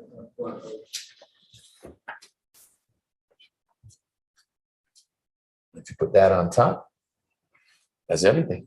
Gotta get that, You gotta get the little milk crate thing. Okay. Once you get that, you can give them those things and they're off and running. All right, Mr. Huntley, anything else before we get off the record? No, Your Honor. Mr. Williams? Don't know if I'm going anywhere, but just in case. Okay, great. Mr. Ham, anything else? No, Your Honor. All right, we're off the record. Ms. Fulton, I have a clip. I don't know what you want to. That's Courts Exhibit 1.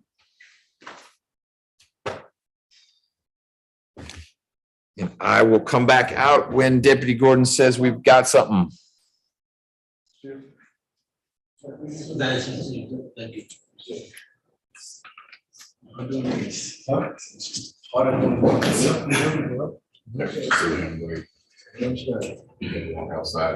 No. Go to the restroom. So, I'll do it.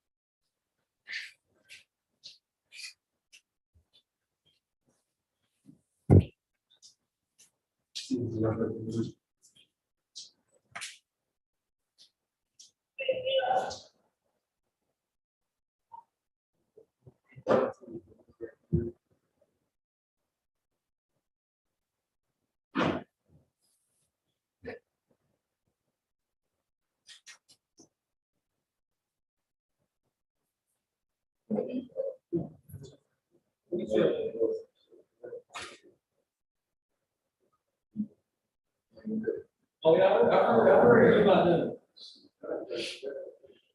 I heard people were there, like,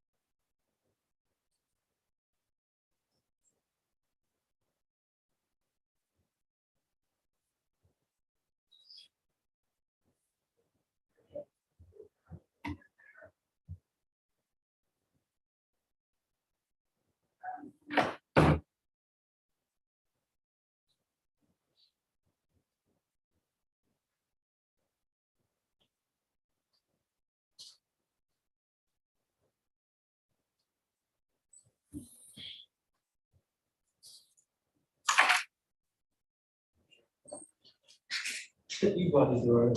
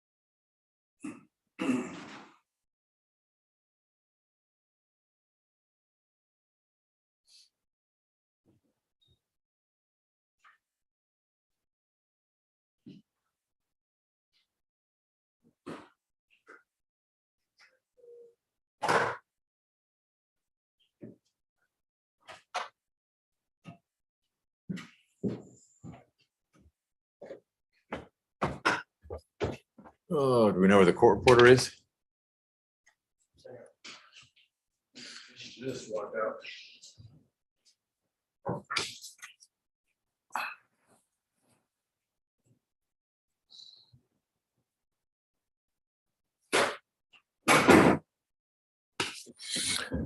Mr. Ham, can you reach out to Mr. Williams?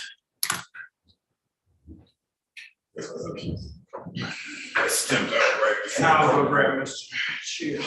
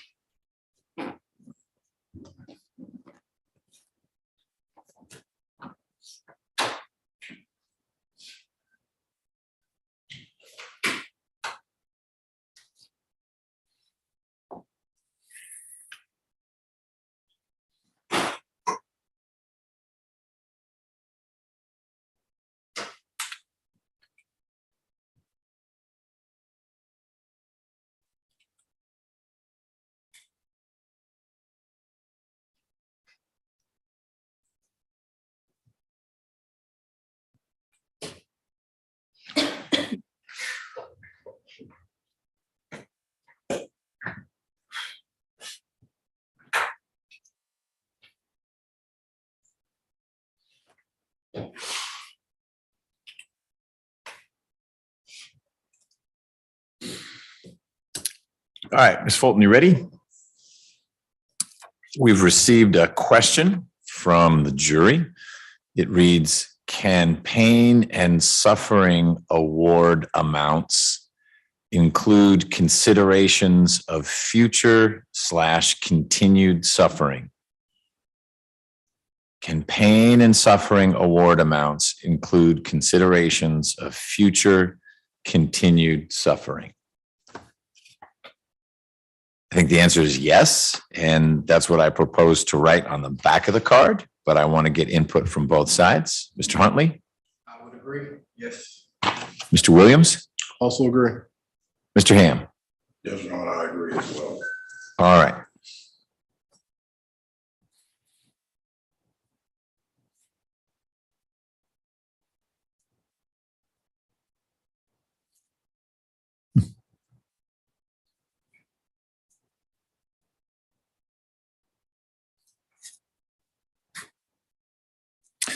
The jurors told Deputy Gordon they might want to take a little bit of break right now to get snacks. They're not sure if they'll finish today.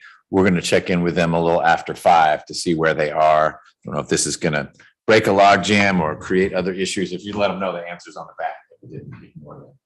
Thank you.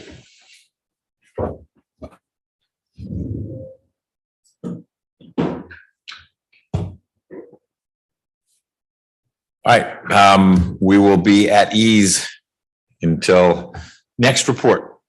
Stay nearby.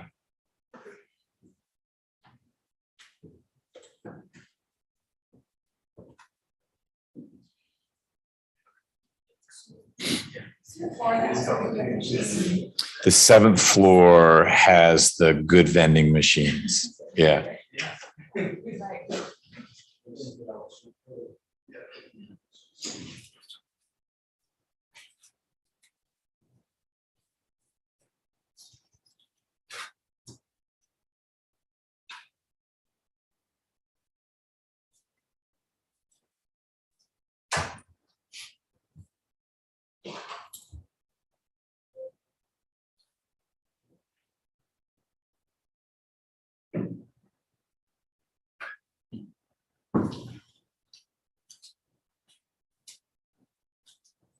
Will you let our friend in the disaster recovery room know we haven't forgotten her? Oh, you did? Okay.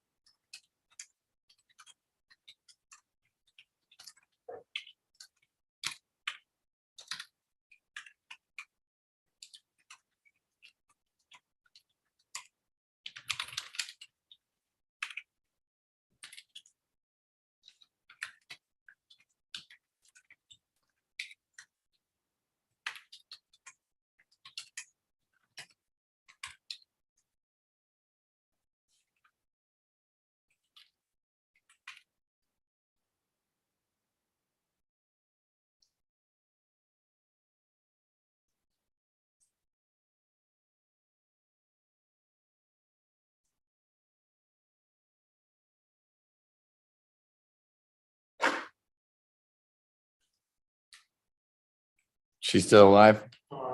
Good.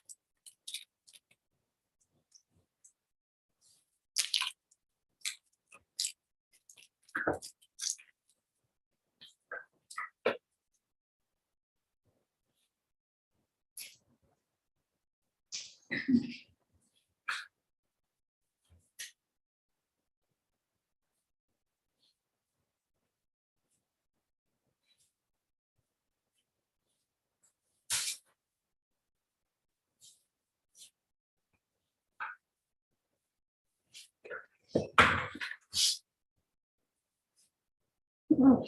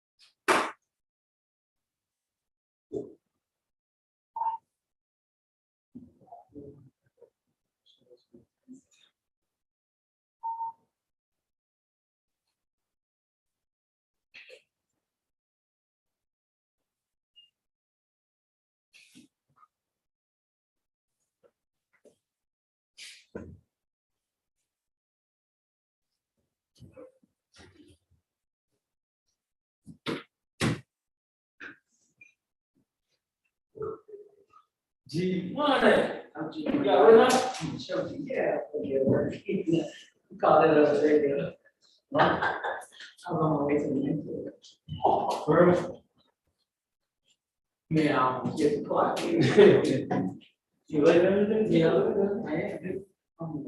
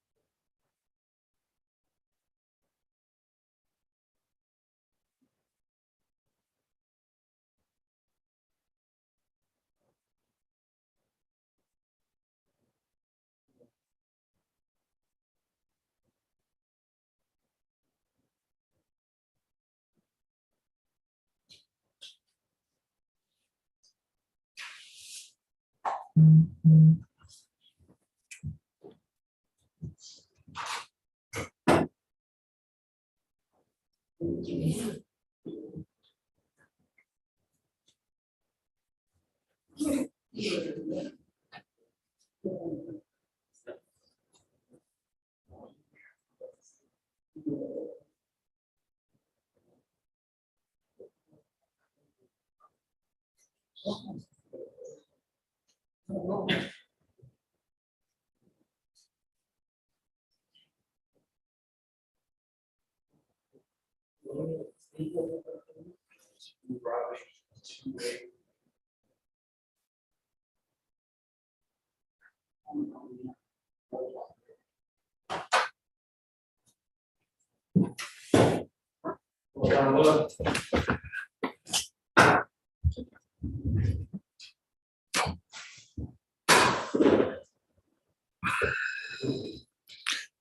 So Deputy Gordon tells me we have a verdict, but we need a plaintiff and a plaintiff's lawyer.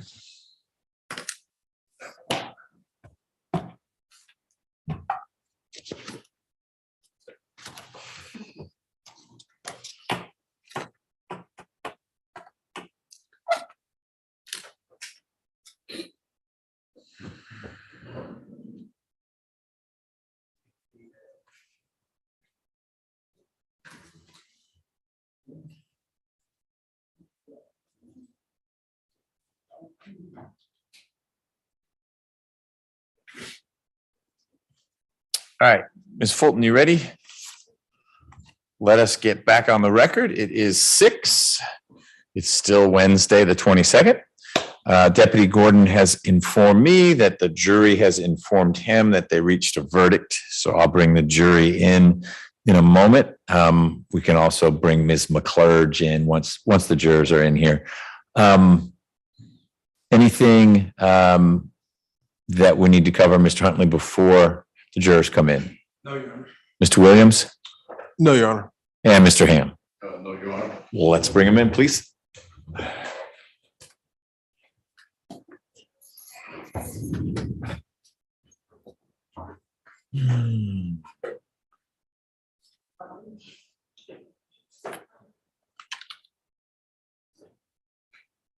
That's not the right name.